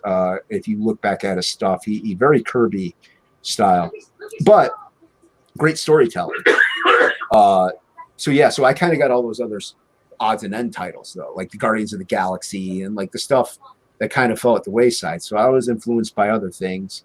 And once we got older, you know, and you moved away or went to college or you got married or something like that, then you kind of like bought whatever you wanted because your brothers weren't there. Yeah. so yeah, but that was my first book. So whenever Thor number 410 came out was when I started collecting comics. Well, thank you very much. Thanks, Jason Krager. Hammer's next. Heck yeah. Well, wait, I forgot. CG has that $100,000 that we give to each other. So Jason Krager, it's coming to him. How about that? Yeah, one person achieves that much money and then you just... And it doesn't make any sense either, though. It's like, if I give you $100,000, your book's now funded. I mean, you got to print the book and ship it. So you do need the money. You can't just give it to somebody else. Or you conveniently not fulfill. I was going to say, I forgot that's the other thing. Yeah. CG doesn't fulfill. Anyway. Exactly. Yeah. So Thor 410. And that is the other cool thing, though. I did get the first appearance of the New Warriors as my first book. And the next issue had a full-on New Warriors story in Thor. So, and they were really cool for then. You know, they were really cool back in the day.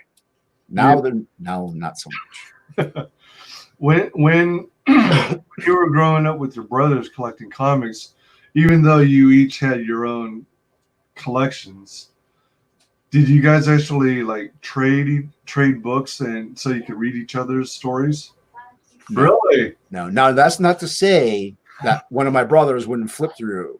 Like I was the youngest one, so you know if they wanted to look at something, they're going to look at it. So yeah, my other brother being an artist as well, he flipped through everything. So but we didn't really swap comics. That's ours.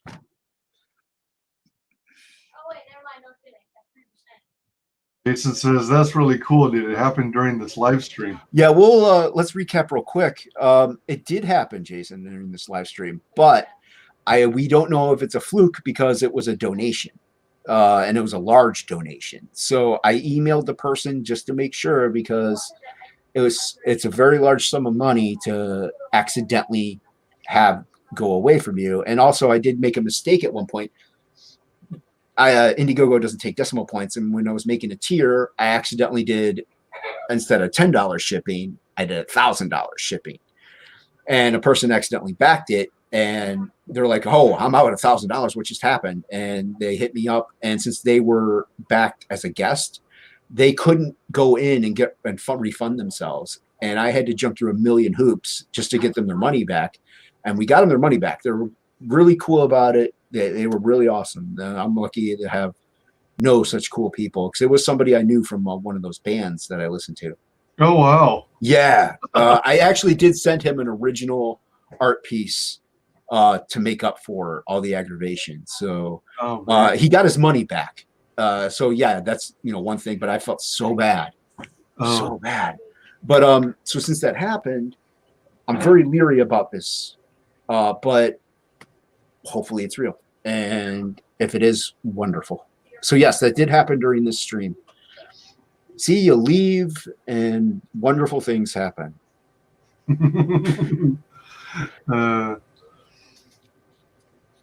Wow, nice, man. I hope it's Apple yours. All yours, bud. Yeah. Oh, yeah. Thanks, man. I hope so too.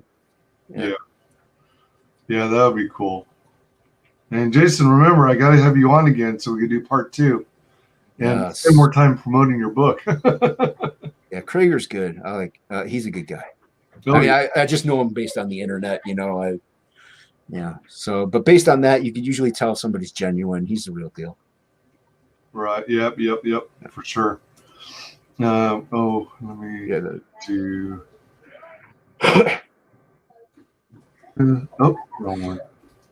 Row. Say who had actually said they collected in '87. Hey, Paul, do you remember what your first book is, or was your first comic by chance? No, Jason, stay, man. Stay and talk. Don't leave, dude. You can stay. I was just joking.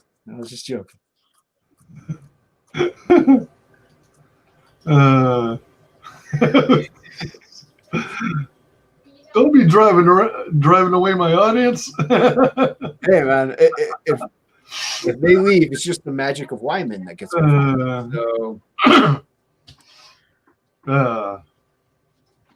All right, so we got that. Yeah, the featured tier, and then the basic, just regular, ordinary cover, and they're unsigned.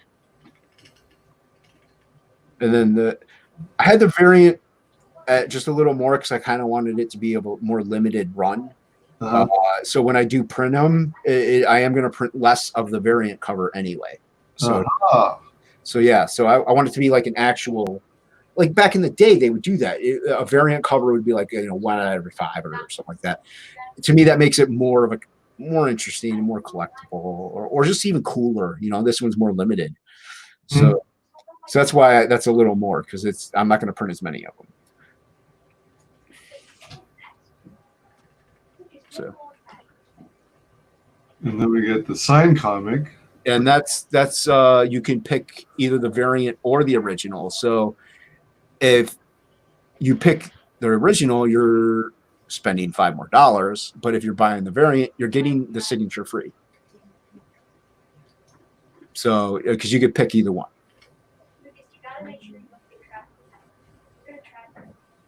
Because the variant itself without the signature is $20. So it's kind of a little incentive for somebody to do that. Now, I also did that because not everybody wants their comic book signed. So that's why I have them 2 separate by themselves without a signature. Now, people who don't want the comic signed, is it usually just people who don't want to spend the extra money for the signature, or? No. I mean, if you're my next door neighbor or my mom, you know what I mean? You don't have to worry about getting it signed because I'm right here. Yeah. Or there are some people that just think a signature might devalue the comic book. Some people want it signed in person so they know it's real. Oh, yeah. Good point.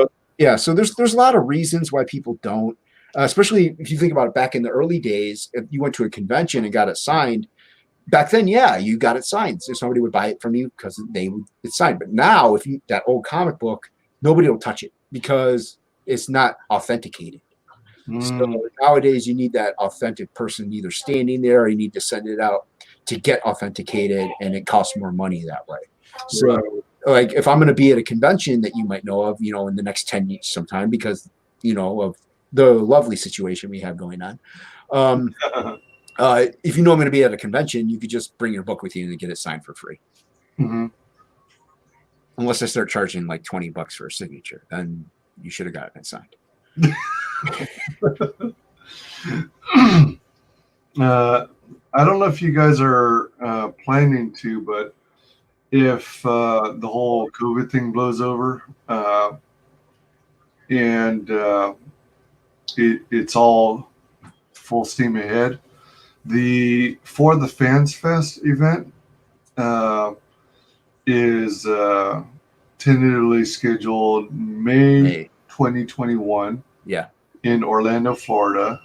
It's going to be as far as I know, in some kind of hotel. Yeah, they know about all that. They don't know exactly where yet, but they in Orlando. And I want to address Jason. He had said that he didn't think about the signature thing, and I wouldn't worry about it, about not having the option stuff. Most people do want it signed.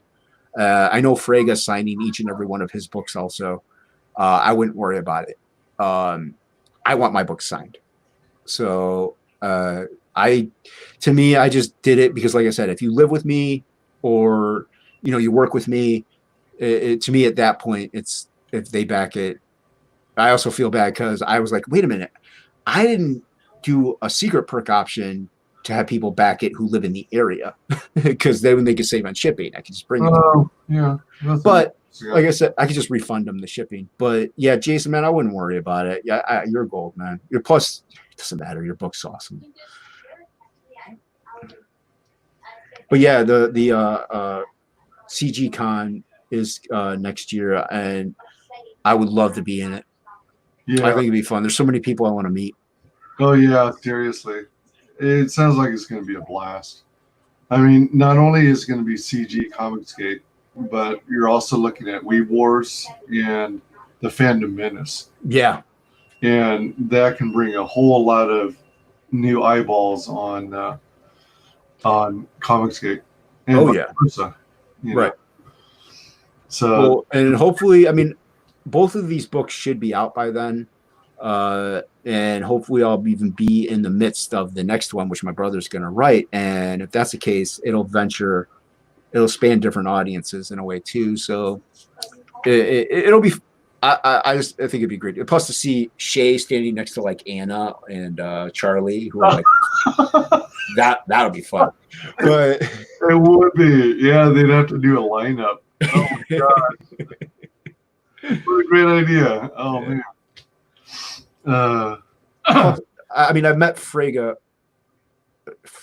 a lot. I met him a lot, but it's been a long. I haven't met him as now he's in a way, with all the advice he's given. It'd be nice to just meet him and shake his hand and say thank you if I'm allowed to shake hands at that point.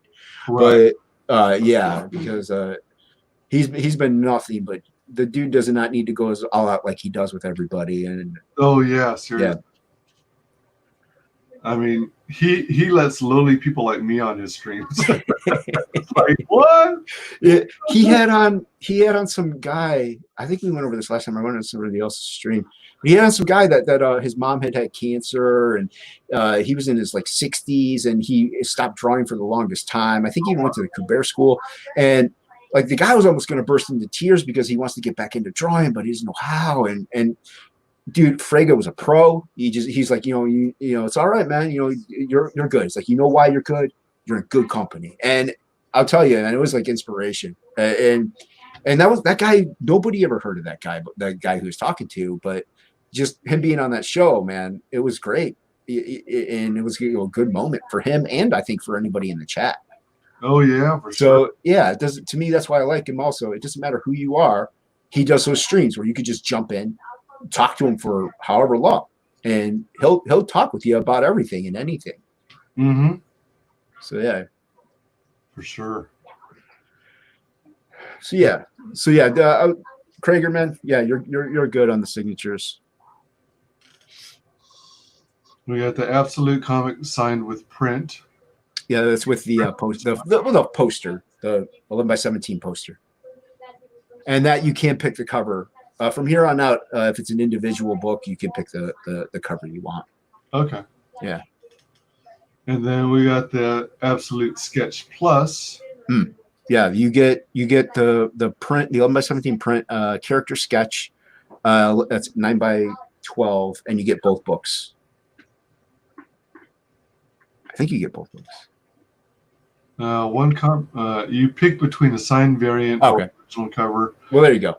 You get signed print and an original 9x12 character sketch, image shown as an example.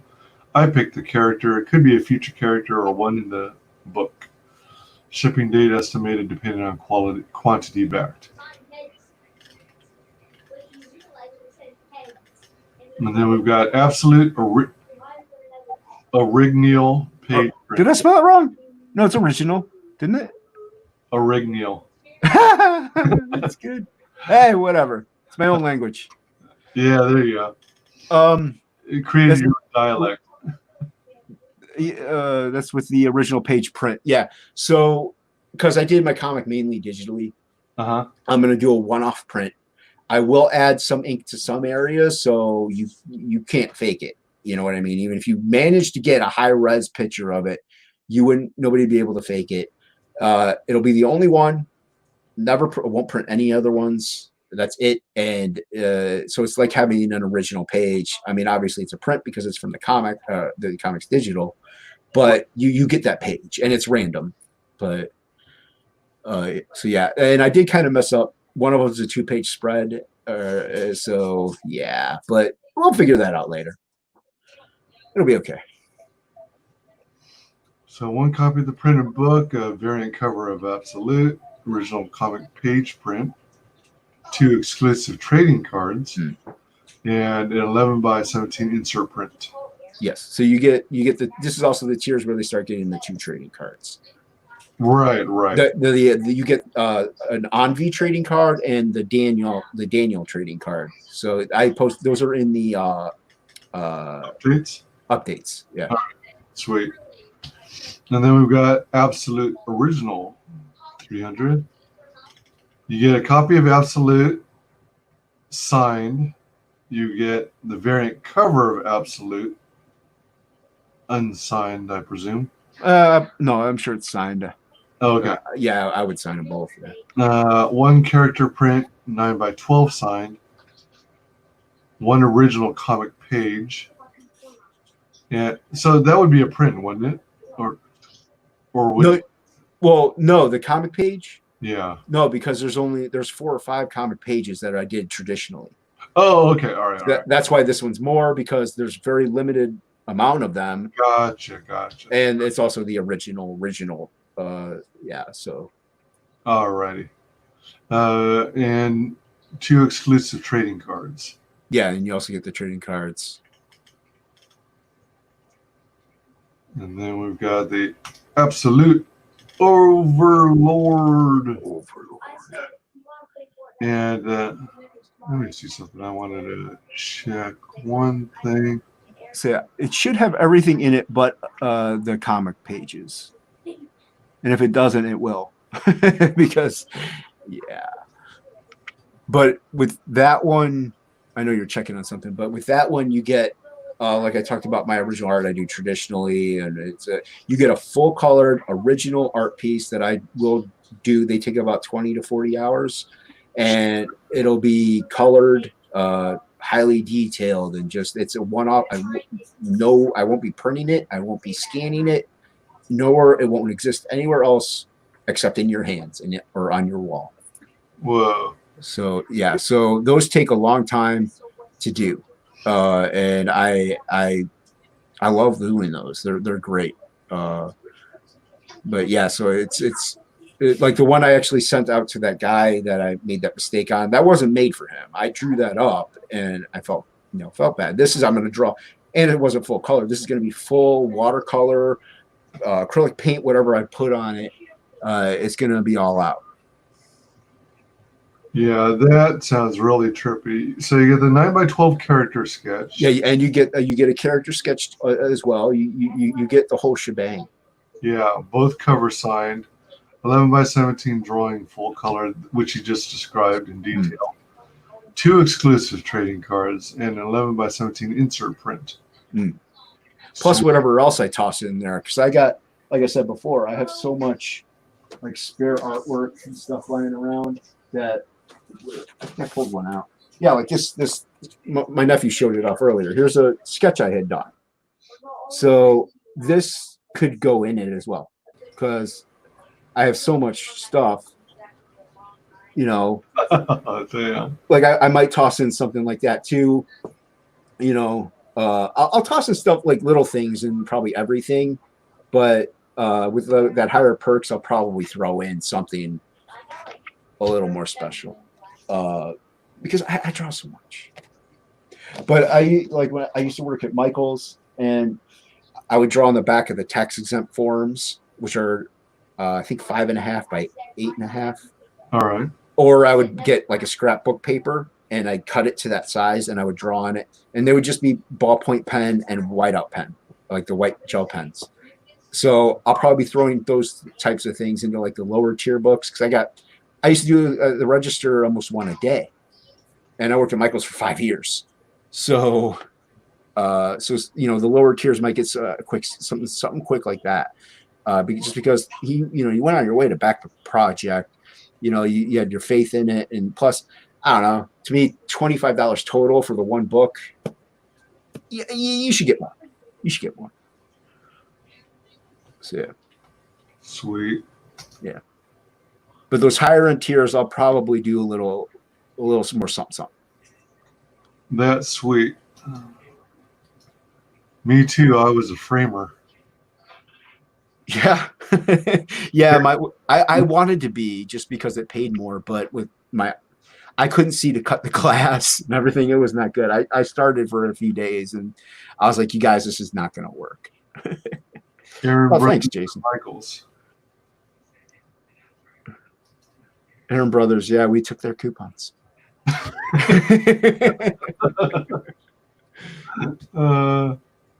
Yeah. Yeah, I know Jason's doing some cool stuff. Like he's doing the sculptures. Yeah. Like he's doing a drawing, with certain backers during that thing and stuff like. So I think and to me, stuff like that, that's the type of stuff that stands out in these campaigns, is doing something different and unique, and trying to put a spin on something that's been done a million times before. Yeah. So, yeah. Like Ethan set the bar so high, and yeah, granted, with $1 million, you can set the bar that high. But and I know I'm going to sound like a whatever, but I thought of plushies before Ethan did. I even got a price quote and everything for my alien guys. I was getting cute little alien plushies. Oh, and, yeah, and then like 4 days later. And I was like, you should do plushies. And Ethan's like, oh, plushies. What a great, like, you gotta be kidding me. You can still do it for yours. But the stretch goal would have to be pretty high. But yeah. But yeah, so that's what I was gonna do. And I actually looked into also a 3D. I did a thing, but my uncle owns a 3D printer. So I was gonna see how much it would cost to make like a Funko alien type guy. Wow. Yeah, but I don't know how long it would take to print it, and how much it would cost the materials and all that stuff. Right. So I have yet to have him do one to find out, but I might do that with the next campaign if it does, if all goes well. Oh my gosh, yeah, you gotta start reaching out to him and see what kind of information you can get on. Well, I did message him already. I had actually started. I don't even know. It'll take me an hour and a half probably to find it, but I did reach out to him, and he said, your cousin is actually the guy that would be the one to talk to about all that. And after I was like, okay, well, I'll draw it up. And what was that? I was a framer for 6 years as a framer. Aaron Brothers was owned by Michaels. Yeah, Aaron Brothers was owned by Michaels, and like I said, we accepted their coupons. Oh, that's all right. That makes sense. Yeah, I know way too much about it. If I find it in time, but we'll keep talking. Did Michaels basically just buy him out? Was Aaron Brothers a smaller operation, or? I think so, but then I know Michaels also bought out a company called Pat Catan's. Huh. So Michaels kind of started taking over. I found it faster than I thought I would. Okay, you could share that. All right. This is the the mock-up for right now of him. He's gonna have the bigger eyes and stuff. So I'll go in tighter, and I got to do a side view still. But that's what the alien guy, Funko guy, is kind of gonna look like. Like his forearms are kind of coming out at you, and his bottom hands, he's like standing all tough. Shorter legs than normal. He really doesn't have that short legs. Well, if it's gonna be like you said like a Funko. Yeah, it's gonna be like a Funko. So I wanted him to and his head is gonna have to stick out a little further. So I got to figure out how to, or I got to have the back of his head come back farther because his front arms are out more, so I got to balance him. Yeah. But which it does anyway. But so that's the initial mock-up for it that I'm not done, as you can see, at all. Is that also the character you were planning on doing the plushie of? I mean, if I did the plushie, it would be the alien. It would be kind of like this. You know, he would be he would be cuter. You know what I mean? I'd probably just draw him with, you know, maybe 2 sets of arms to be cheaper.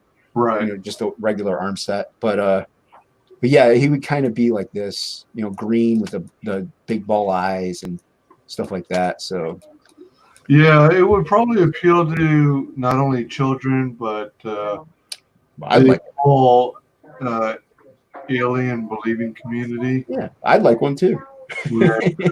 Area 51 people. Right. And like Funko style, everybody loves those Funko things. So I think that might be something Sheila Aliens would be interested in. That who would be? Sheila Aliens. That's her. Oh, I thought you said Sheila Allen. I don't think that's her last name. No, I thought that's what you said before. I got a little confused by that because gotcha. I have family members that have that name. Oh, okay. All right. Jason says it's all owned by the Blackstone Group. That's what it is. Yeah, he knows more about it than I do. Does Blackstone also own, you know, like gift card processing? That I don't know. Or is that Blackhawk or something like that? It might be Blackstone. I have no idea. That's a good question. I'm not sure. All right. Yeah, it's good you're thinking about all these different products for. Yeah, so I thought about it before Ethan did. I really did too, though. That's what bugs me is that I thought about the plushies before he did. I'm like, man, I could have been an innovator. Yeah. Yeah. So the next Shade the Red drawing you're doing is for Death Metal? No, Hex Allen. Oh, Hex Allen. All right. Yeah, Hex Allen. I may not be able to finish it tonight, but I got to do his, and then I got to do Death Metal Heroes. Yeah, that was the other question. Are you even going to have time to get to it because it's already 1:16 a.m.?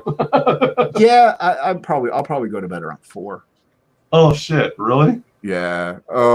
I mean, there are very few occasions when I go to bed. I usually start to go to bed around 3, like between packing my lunch, you know, brush my teeth, doing whatever, you know, feeding the cat, and all that other junk. I usually don't fall asleep till after 4. Oh wow. But yeah, but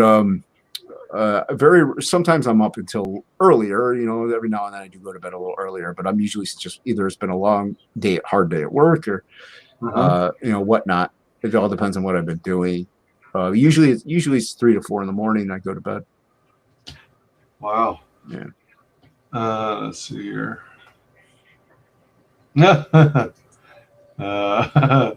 It's all owned by the Blackstone Group, but what do I know? Oh dear.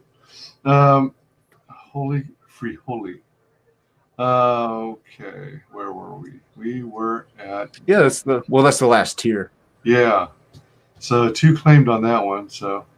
Yeah, I don't mind doing those drawings. So those are fun to do. Sweet. And all right, let's play the trailer once more. It's a time of dystopia. An alien race known as the Unhinged have overtaken the Earth in a quest of galactic dominance. Led by General Mara, the courtier army spread bloodshed throughout the land. People must fight to stay alive and free. As the army rule with dictatorial fashion, taking no prisoners. A lone bounty hunter is accidentally thrust into a war between masters. He currently is a tumulty rebel as he seeks the ultimate prize. And the samurai priest leads them in their battle. Will they succeed or will they fail?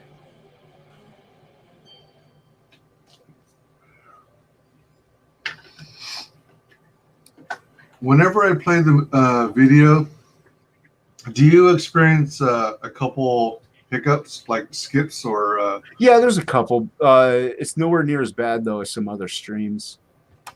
And sometimes, like she had technical difficulties anyway, but during Charlie's stream, like it would stop pretty much for like a good 5 seconds on one still, and then like jump to like some random one after that and stop there for like 7 seconds. So I don't know if that's just because of the app that I used or what. I did it in an app on my iPad, but then I imported it into Premiere, and that's where I did the voiceover for it, which I could have done better, but so yeah, and then I also messed with the volume levels and stuff. So and then I exported it from Premiere, so I figured it would have a better playback rate. So I don't know. It skips a lot less here than it does some others. Some other it plays just fine. Sometimes it's hit or miss. It is what it is. Then again, I mean, I've seen full out professional ones, do the same thing where they play just fine, but then sometimes they do like skip. Not as bad, but they'll still skip. Yeah. So I'm using a desktop tower, but it is 10 years old, and it's a Mac Pro tower. Right. It's what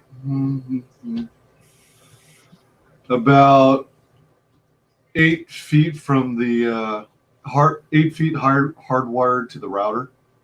Okay.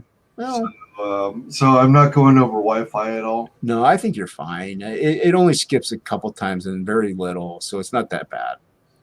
Yeah. I know my voiceover also isn't like it might affect it because my voiceover kind of cuts down a little bit, and whenever I was talking, I didn't want to go too loud because of people sleeping, and so that might be something that is kind of messing with it.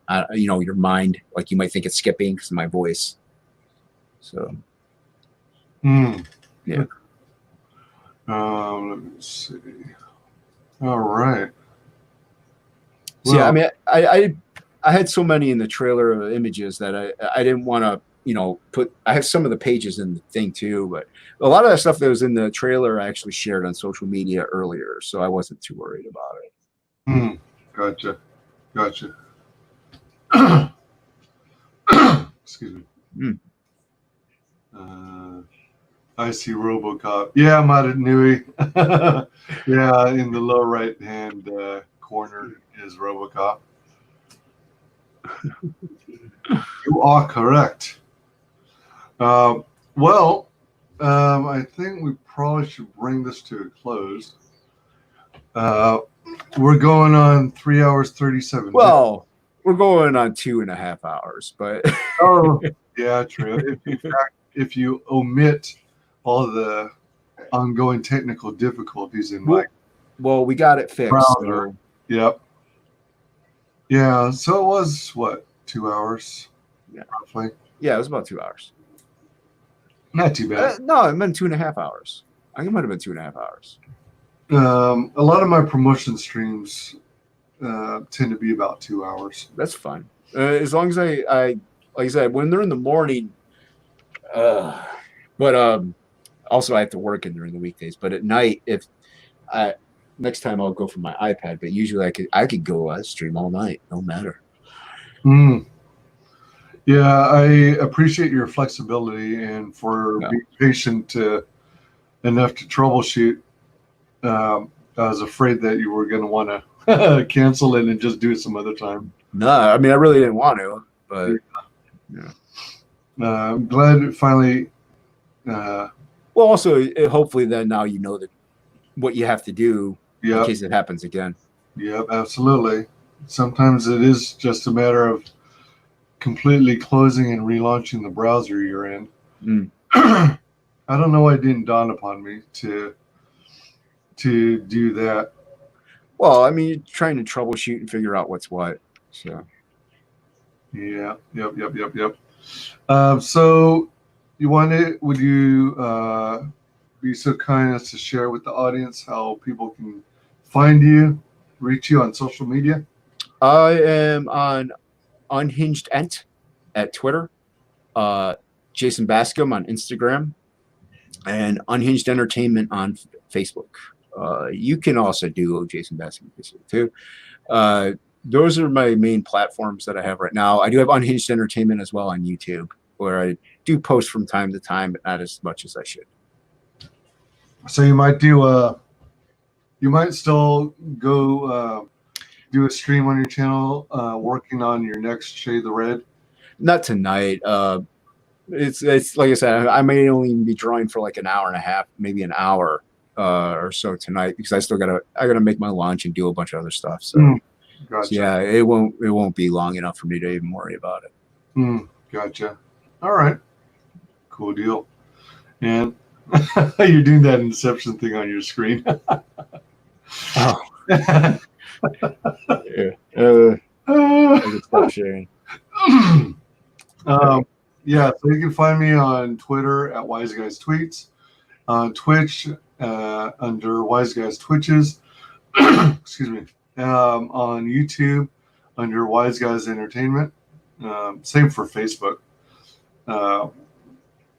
So yeah, please like, comment, and subscribe. Mark the bell for notifications, and please make sure you select all notifications, so you make sure you never miss a video, hopefully. Hex Allen is just in now. What? Seriously? Yeah, Hex Allen. You guys are still streaming, still going. Yeah, I'm actually going to be starting your Red Valkyrie tonight, or Absolute Valkyrie tonight, Hex. So it may not go out till Friday though. So. Oh my gosh, I didn't see this from my end. There was a chat that was filtered. Fashionably late.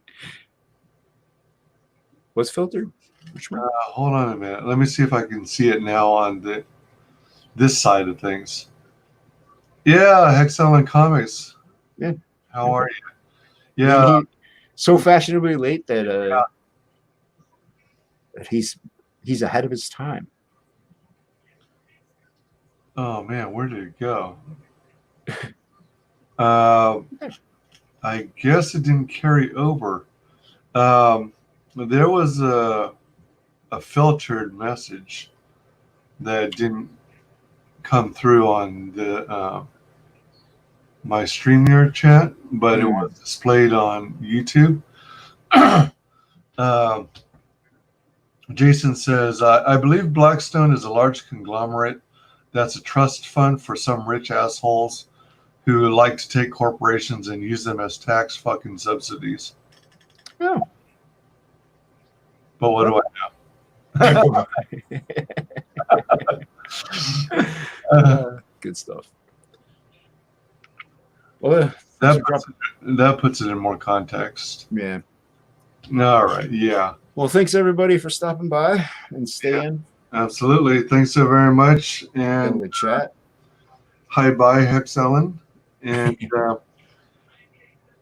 definitely, well, as you might know by now, I stream whenever I can squeeze time in, trying to promote ComicsGate books and get campaigns funded or help them get funded. Like you did tonight. This was pretty crazy. I hope that was a crazy night. Yeah. Yeah. So hopefully you hear back from that backer soon. Yeah. Maybe later today or tomorrow. Yeah. So thank you all for joining us today. Thank you all in the audience. Appreciate your coming on, your questions, all that good stuff. And we will see you next time. We're going to go ahead and end the broadcast now at 3,